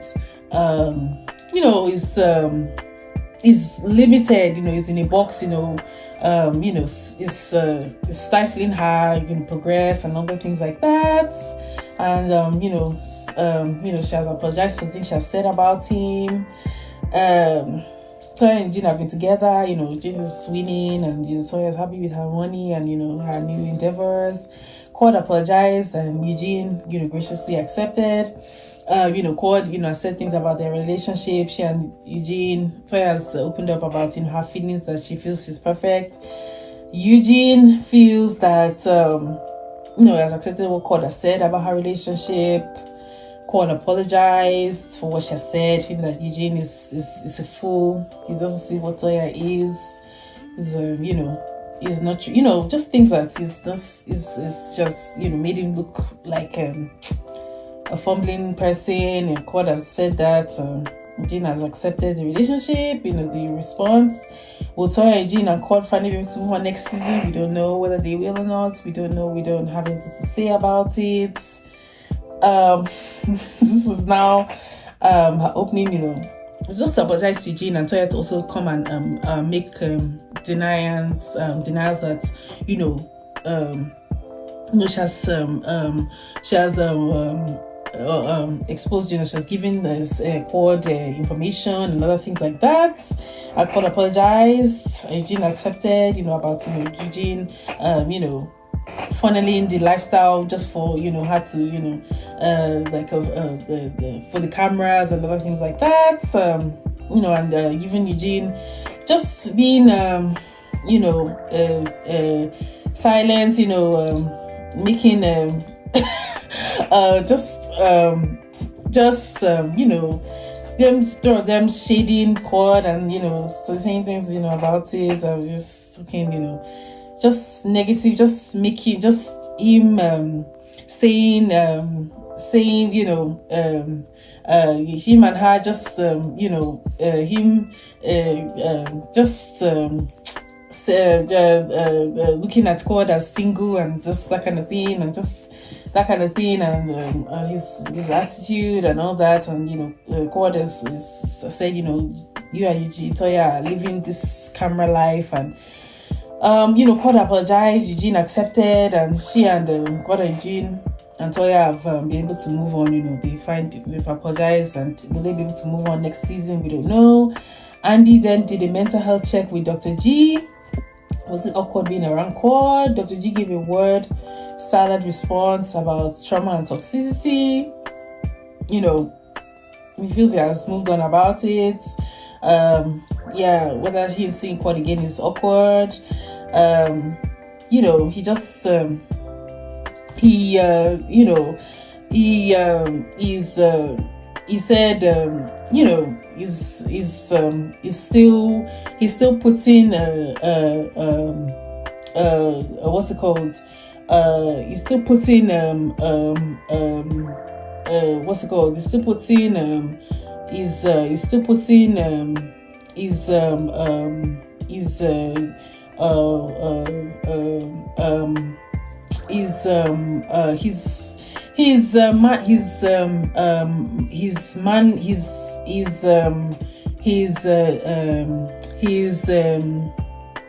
manly character, you know, his manhood and other things out there, you know, still trying to you know, reform, you know, that kind of his you know, his man is you know, his man, you know, his manhood, you know, is masculine, you know, toxicity or whatever has been said, you know, is trying to you know, form that, you know, out of, you know, the reports about him, and, you know, with his new you know, marrying and remarrying and all that. He's trying to make, you know, use of his, you know,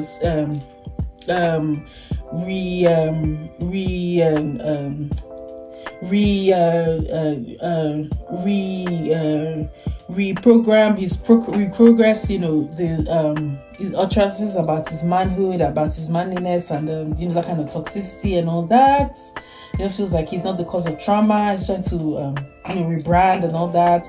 Quad jumped in and said she had felt the same way too, but you know, she feels that, you know, he's changed and all that, and all that, you know, she feels that, you know, she feels that he's changed. You know, he's you know, the trauma has grown, you know, between the two of them. You know, she feels that he's also making that endeavor too, but he knew she was going to be, you know, she feels that he's also trying to rebrand and make changes, but she knew that she was going to be on the show for him to do that. It's unnecessary and all that. You know, she doesn't care, she can't change. And then asked if he signed a prenup like Phaedra advised, and Dr. G said no, he didn't, so there was no prenup. But the divorce will happen. What other you know, what other allegations come out to be faced in court? clearly, because Cord has not received any kind of response or apology. Asked if he signed a prenup, Future said they never signed. That's why they're still separated, or they're divorced anyway, but other allegations will come up and they'll be faced in court. Dr. G said no, he trusted his wife, even though there was a clip where she was admitted she was happy to have access to his money. Don't know where that clip came from. Quad is also, known to support her own lifestyle. Dr. G, they don't feel like the divorce is even, whether they'll be able to, the money issues still coming up, the funding of lifestyle, other things that were brought, and others that were lost, and other things like that. What she said in the clip, whether she is happy to have access to his money, that can be, that can be used, that can also be used to, admit guilt about the things that they went through in the relationship. And other than that, he never thought that his wife would want to come out, about money and finances. And other than that, who she spoke to in the clip, it wouldn't, who recorded her, who saw her when she was doing that. These are the things that she feels, they still want to take further, and other than, things that are still going to be taken further. Phaedra, has advised him to seek a legal redress, whether he signed a prenup, and he said no, and that's how they've been. She just felt, she wanted to finally be free from the money and all that. There's a clip, she did have access and all that. She was happy to be financially funded. Sweetie she can't be brought out of, what she's, what she's accustomed to know. And so Sweetie said they were in it for the long haul. At least he took out the trash for her. Other than money, what did Quad get? We don't know. Other than that, we don't know how it's going to go forward. No prenup was signed. They didn't need to. They didn't say they were they didn't say they were materially dependent or anything like that. They never did. The fun lifestyle that she Quad wanted for herself.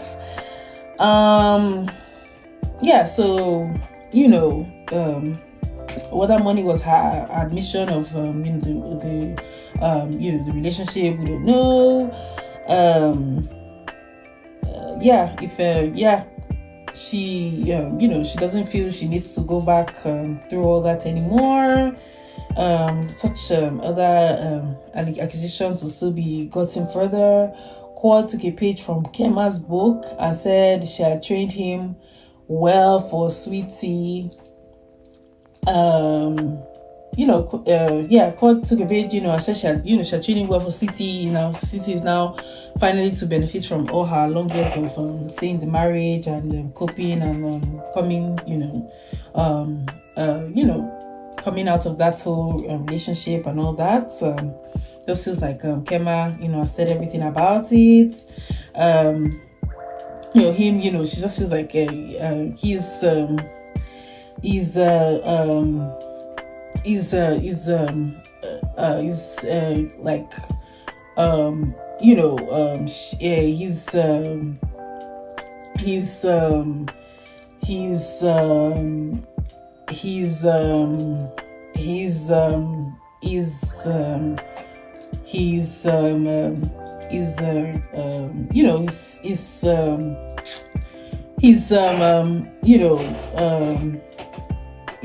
satisfied his own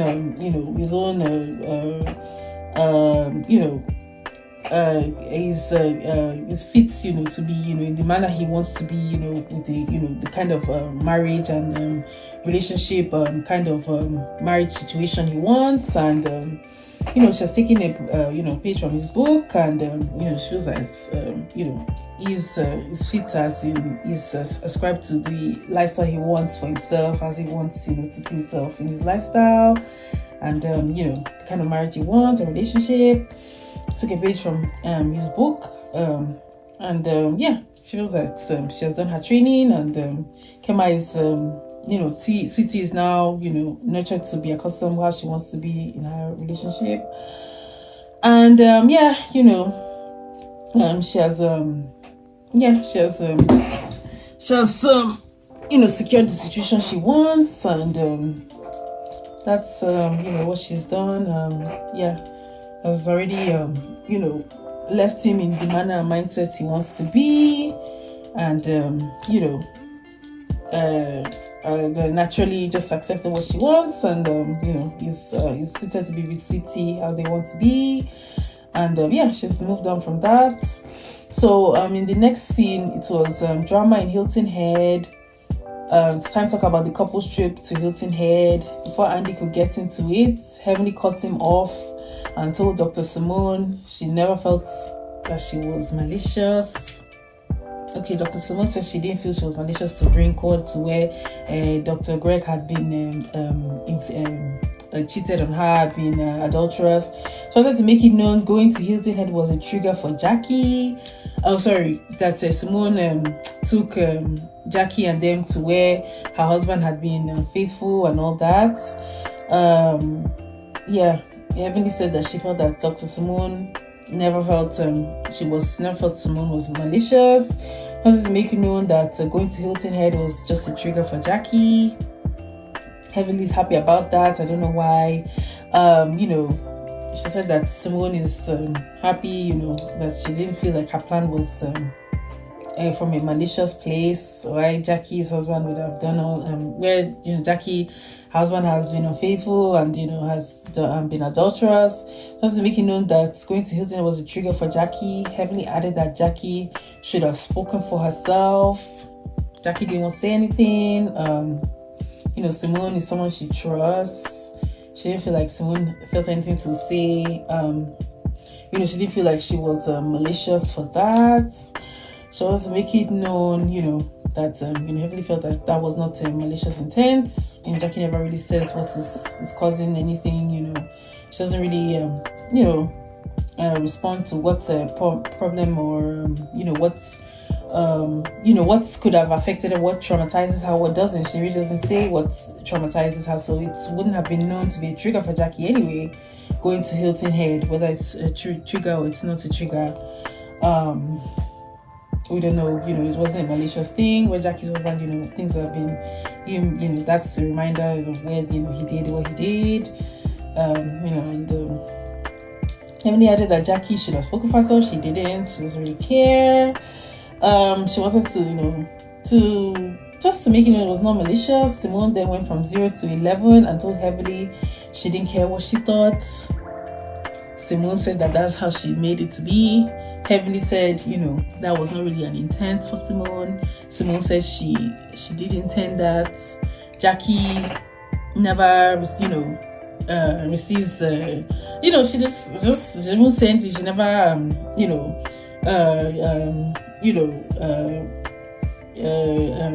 redresses any kind of, issue, offense, back. So, Simone says she did that. Heavenly said that was not her intent. Heavenly, she said she didn't care what she thought. She didn't care, she didn't care what Heavenly trying to say. That's what she did. Alicia jumped in to criticize Simone. Simone waved, to criticize Simone, that why being so bitchy and all that. Simone went, she's instigation, she's an instigative kind of person. She did want to bring up, that whole situation, about Jackie and other things, to make it into like, a site, for them, to discuss. And someone is still disturbing that she did that on purpose. And, even though Heavenly has disturbed, Stephanie, it wasn't on purpose. And Simone is still making her her speech, that she did, just for Jackie to wake up to, the manner of which she's still trying to truth what is going through, with her marriage and things that have happened and all that. Jackie said she didn't tell Heavenly what to do. Again, Jackie didn't tell Heavenly to make peace, to come into the middle to discuss. Heavenly likes to come, and try to, deliver kind of like intervention. Jackie said she didn't tell Heavenly what to do. She didn't ask Heavenly to intervene. Heavenly has been, she has been being, trying to make, peace and all that. She said she didn't tell Heavenly what to do.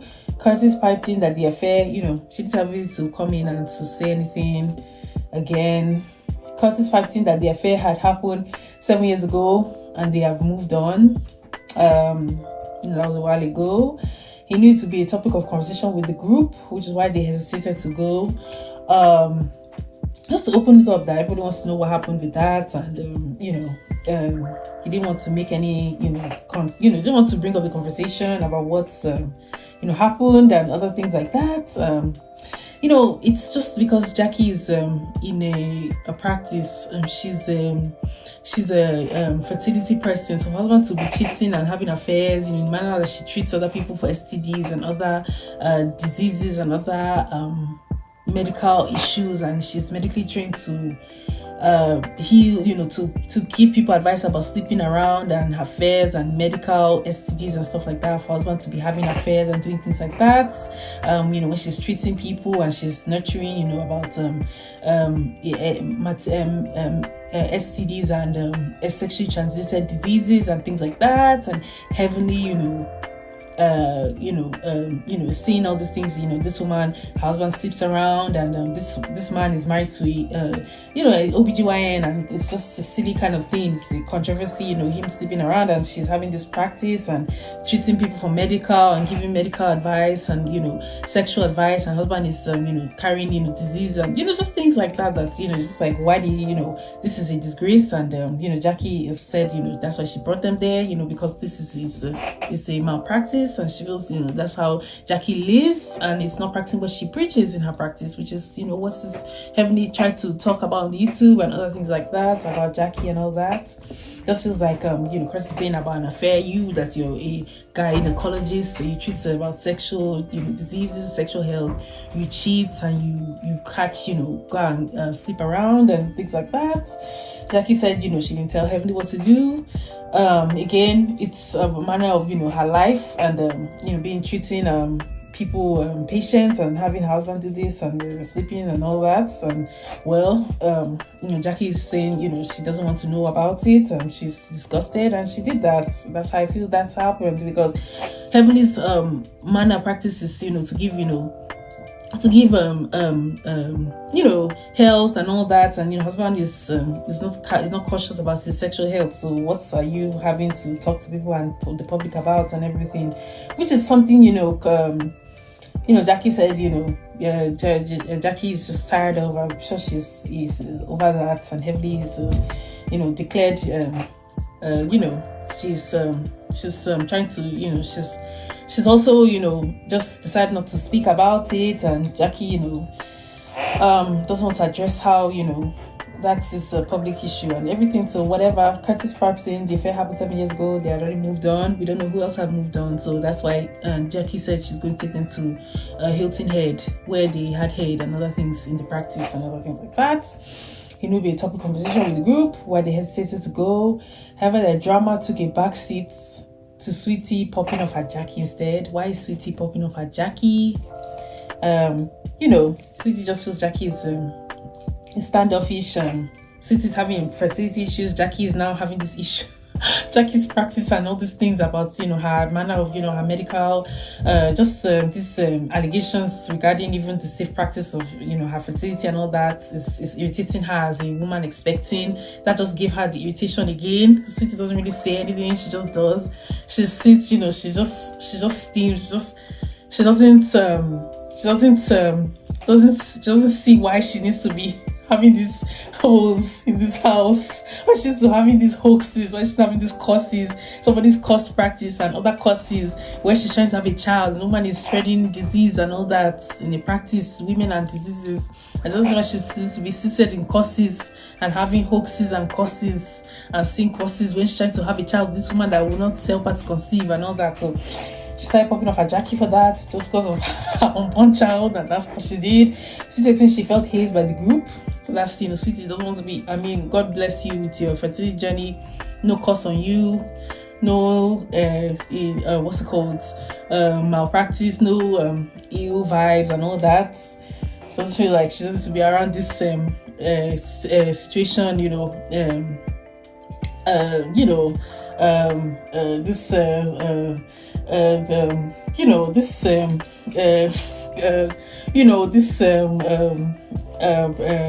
practice,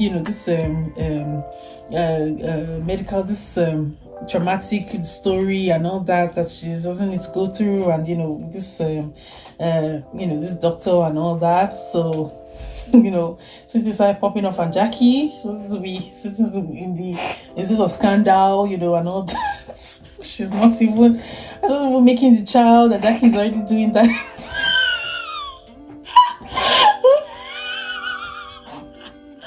So Sweetie explained that she felt hazed by the group and didn't have any support regarding her relationship, which is true. They felt they were just saying things about Sweetie. Sweetie, felt that they was judging her manner of her marriage and her, her manner of, attraction to Greg, and she just felt she's young. She felt hazed by their, their study of her life,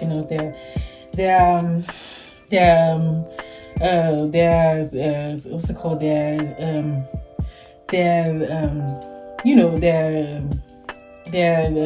side eyeing of her goals, her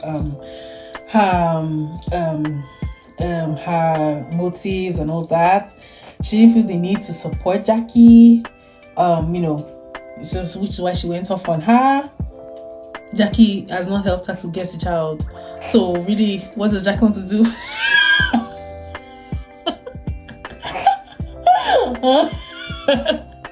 And Jackie just doesn't sit right with her, and Jackie is sitting, this is to support Jackie about what she's going through right now. After Jackie, felt business is better than a personal relationship with her, and now the business is suffering. Such practices are being shown, so she just didn't feel she support her. She doesn't say anything. Her support said she doesn't care. Which one she went off on her. According to Andy, Jackie handled Sweetie with a shady church stare. The men all laughed. Jackie just stared at her. This one with a shady church stare, and I'm going to pray about it and all that. And the men all laughed, and they took that look well. Jackie will not know when Sweetie is expecting for sure. Sweetie will not tell Jackie when she's expecting. Jackie's not going to know when Sweetie is expecting for sure. Sweetie will never know. Jackie will never know the due dates. Sweetie will never speak to her, and all other things will be casted to God. So Jackie will never hear what Sweetie is expecting, her expectation and all that. So that's okay. Andy asked Toya how she felt regarding Kema's relationship views. Toya also took the diplomatic approach and said she had no issues as long as it worked for them. How Kema is supporting and being faithful, being financially accountable and all that kind of thing, and things that have been happening financially. She just felt regarding their relationship. She said she has no issues as long as it worked for them. The manner of which Kema said that they believe, he supports her and it stabilizes the relationship.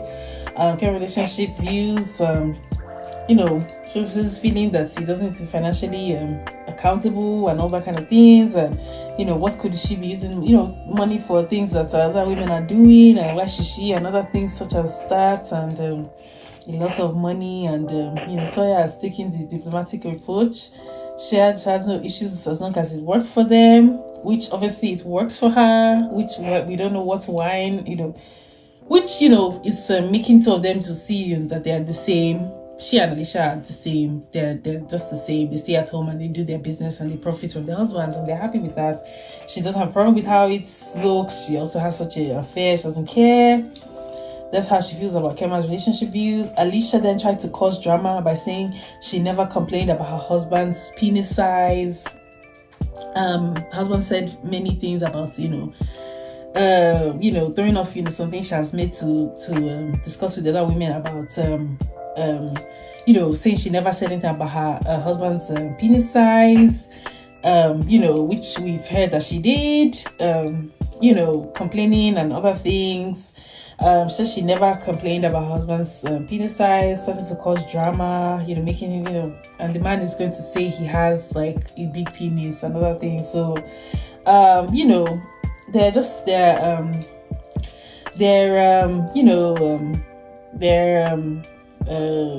they're just adaptability and all that is okay by Toya.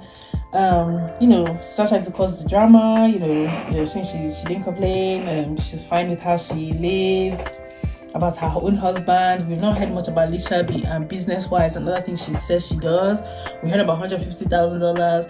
We heard about relationship, about vacation, Napa, and children. We heard about husband and views. We didn't hear about her business. We didn't hear about her medical. We didn't hear about her practice. We didn't hear about anything. We heard about none of that. We heard about those other things. We didn't hear about any other thing. We didn't hear about all that. So we don't really know about Alicia. We know about Kema. So we don't know what it is. We don't know about Alicia. We really know about Kema. We've just seen Kema speak about himself and things that have been discussed, We didn't hear about Alicia much, and that's what's funny. Toya and Alicia have also said that they like, Toya said she likes Kema, she relates to the relationship. Toya says that we don't even know what wine you sell, but that's okay. It's now knowing that, he wants to be in wine. She said she doesn't, want to cause drama. She never complained about his penis and things that he said, she didn't say it, and other things that she didn't, whatever.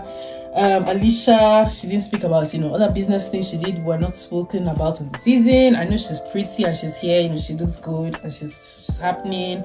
We're not seeing her business, not really seeing her, her lifestyle and all that. So we didn't saw about other money and other things, and we didn't saw about Alicia being a businesswoman, her, her own spotlight, her profession and everything.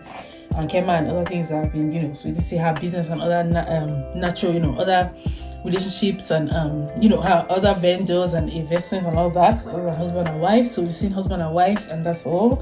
Eugene joked he should whip it out right now to settle the matter. Toya and Alicia are seen themselves as the same kind of woman. Eugene and Kema are seen as this, Kema is, he's not seeing, he's not seeing what Alicia needs to be, having, this type of lifestyle for. Alicia has little, she's just pretty, she's, polished. I mean, we believe her and everything, but, not seeing much about her. We didn't really see her scenes and all that, so I don't know.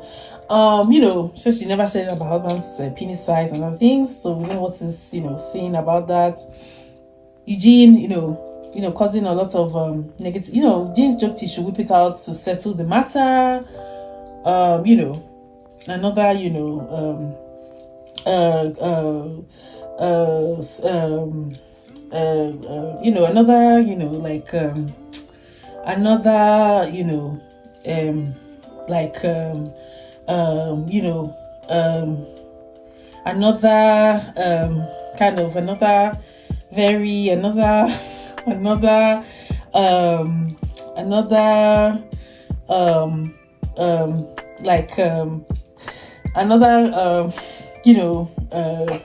physical kind of demand from Kema again about a man's penis and other things. So she never saw anything like that. I don't know.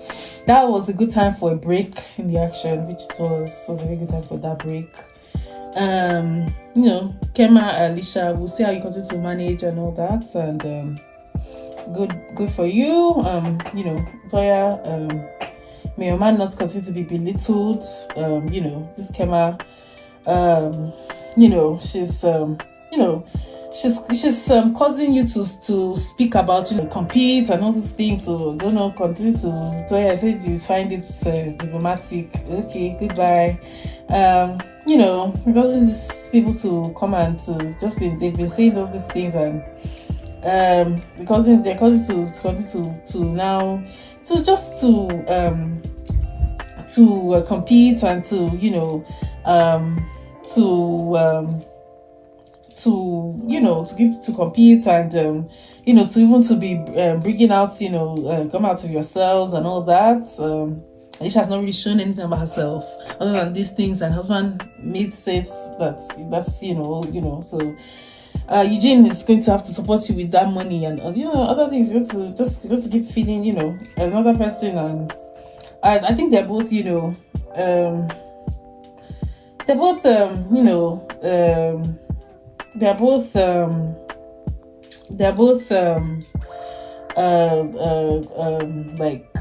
they're both like society like image of how people want, but we don't know what could be making them to who is what is authentic and that kind of thing. Other than Alicia, they're young and all that, so that's okay. Eugene is really is feeling like the image and all that, the body and all, just Toya, just I don't know, it's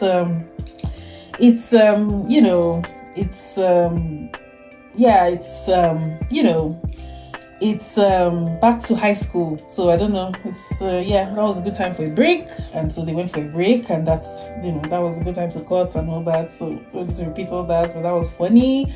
Alicia and Toya are the same, so they're young and it's fine, they both see the same kind of reality, like as keeping of standards and things like that. They're both the same. Kema is also fine to do as in just support and everything, so it doesn't really matter, they're just all the same, and that's fine. Sweetie and Heavenly in round 3. So in the next scene, Andy noted the group has survived major crossroads over the years in their relationships and friendships. Simone shared she and Sisu almost got divorced, which you know about, and they went for therapy and they've healed, which is something that has played out. We stayed together because of this group of friends, so they're still together with their friends. Curtis had wished his affair hadn't been shared. Curtis wished his affair hadn't been shared on camera, but he hoped everyone learned that you can screw up and make it through. That was filmed, which is, Jackie seriously needs to reprocess her method of, spreading this, her medical beliefs and all that,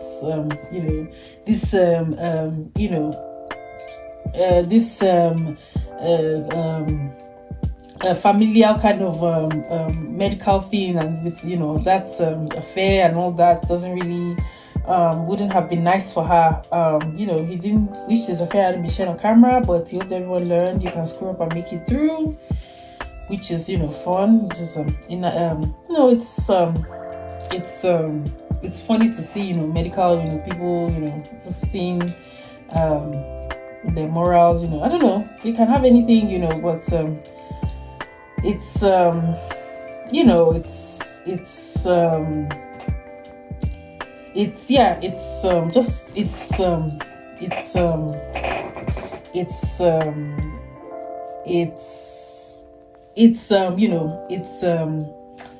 it's clashing to the kind of your family business and things they're doing. So Curtis and the affair, Jackie, that's not really good.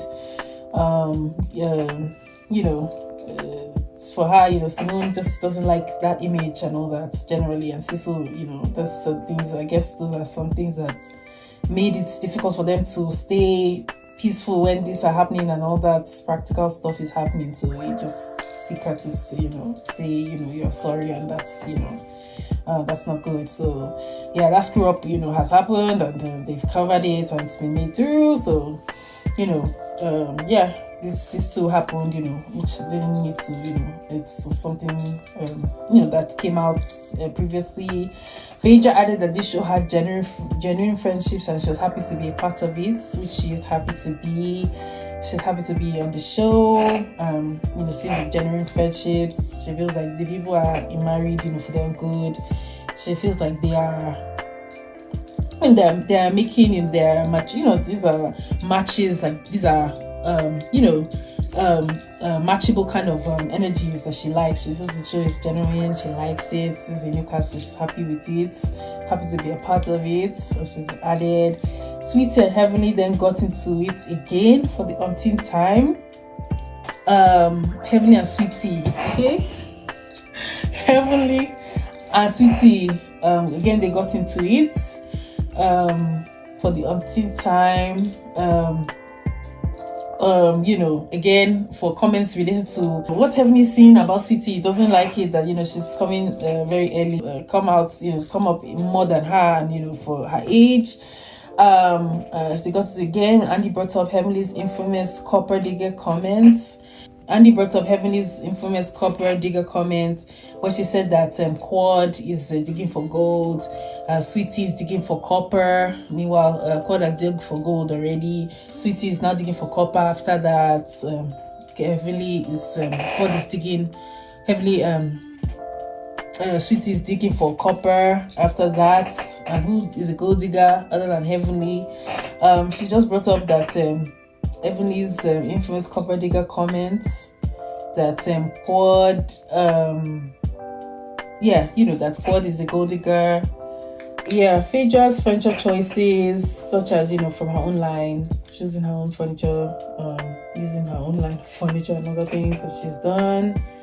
Her furnitures and other things, her own personal furnitures, and using her furniture as opposed to using just her own furniture, doing her furniture business, and using her own fashion sense to do her furniture and things that she's using for her furnitures, and furnishing her own self with her own furniture and all that. And Dr. G's age, him and Sweetie having the age gap and the joke about his age. Sweetie wasn't thrilled with all the shade about her small booty. Phaedra said it was cute. People said her butt is small. Phaedra said it was cute. Just funny that she and Dr. G, him being the age he is, and just having different age, and Phaedra, Sweetie said that she feels cute, she looks good, as in she lost wedding weight, she looks good, she looks great. I said it was cute. Toya didn't mind Phaedra's tennis expert dig.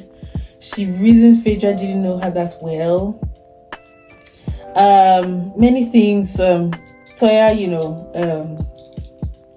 Phaedra just laughing that Toya plays tennis. Toya just Toya feeling led to just things about Toya. Just okay, she's having some kind of feelings that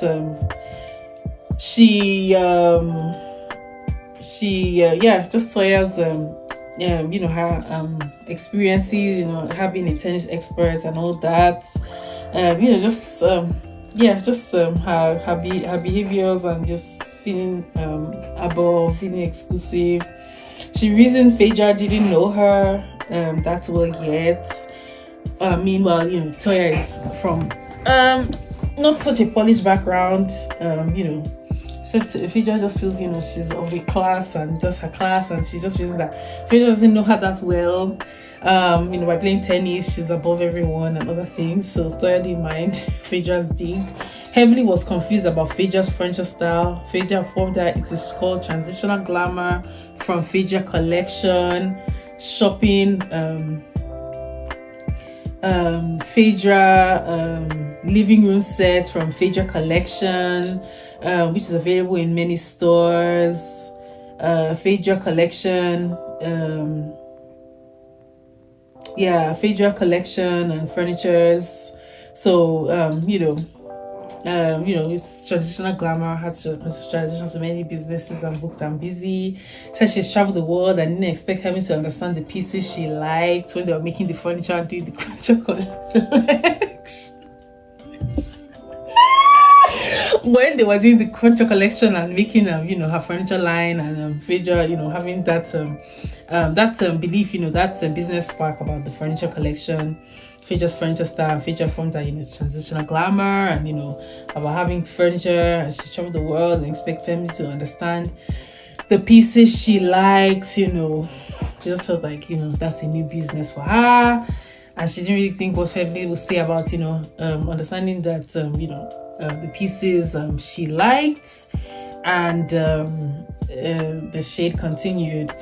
And she didn't see heavily to find her style and taste fine.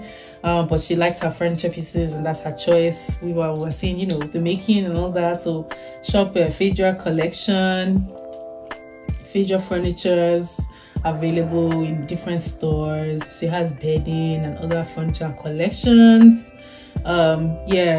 She has collections and furnitures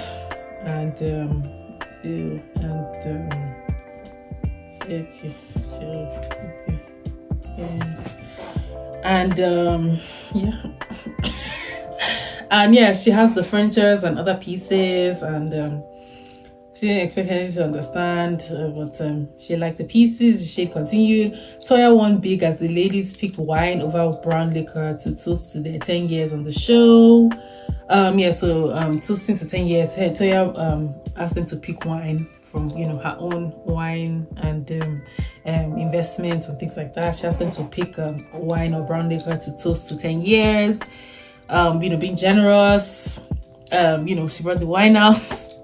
Alright, she made wine and another wine toasting. Heavily was thankful that she and Toya were in a good place, given that over wine, and just bringing that up again. And they continued to they're in a good place, and whether they fought over wine, whether they it's a good place to receive that kind of gesture, or whether the wine is poisoned, and they're in a good place for Toya to give her. Simone had love for her OGs. She's in the OG place. She's in love. Sweetie and Alicia were appreciative of all the connections they made with the group. Sweetie has feels her feeling as a new wife and all that. Alicia is appreciative with connections she's made in the group, with other women, such as just feeling connections with the women, and feeling placed blessed and all that, such as defending, just feeling connections with the other women, and just feeling included. And Phaedra had a great experience continuing her domination of Bravo, which is fine. Phaedra is back with many new things to do, many businesses, many things she's doing, many commendations. Quad promised to be a better friend and hoped she would get back to the way things were, which we don't know. We don't care how we don't know what Quad feels wants to further with the cast, whether she wants to feel engaged, whether she has any future to continue with the cast. Phaedra just feels better in this place. She feels in a better space. She feels in a better movements, with other, more relatable, more mature, better, cast members, more mature,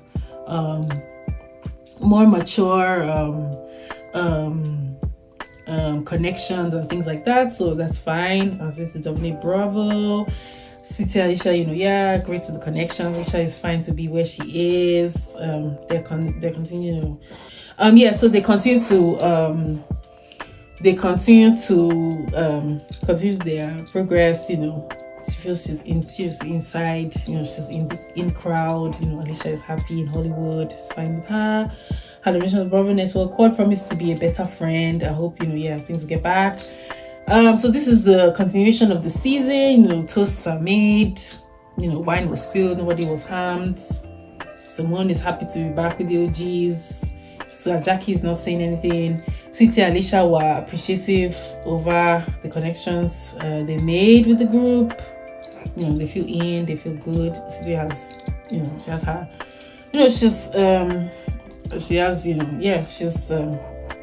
she has accustomed her lifestyle and everything.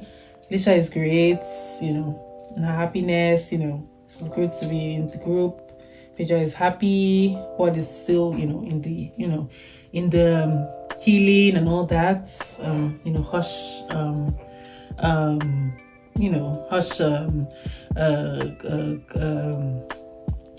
hush comments and that kind of thing. But it's great, she's here.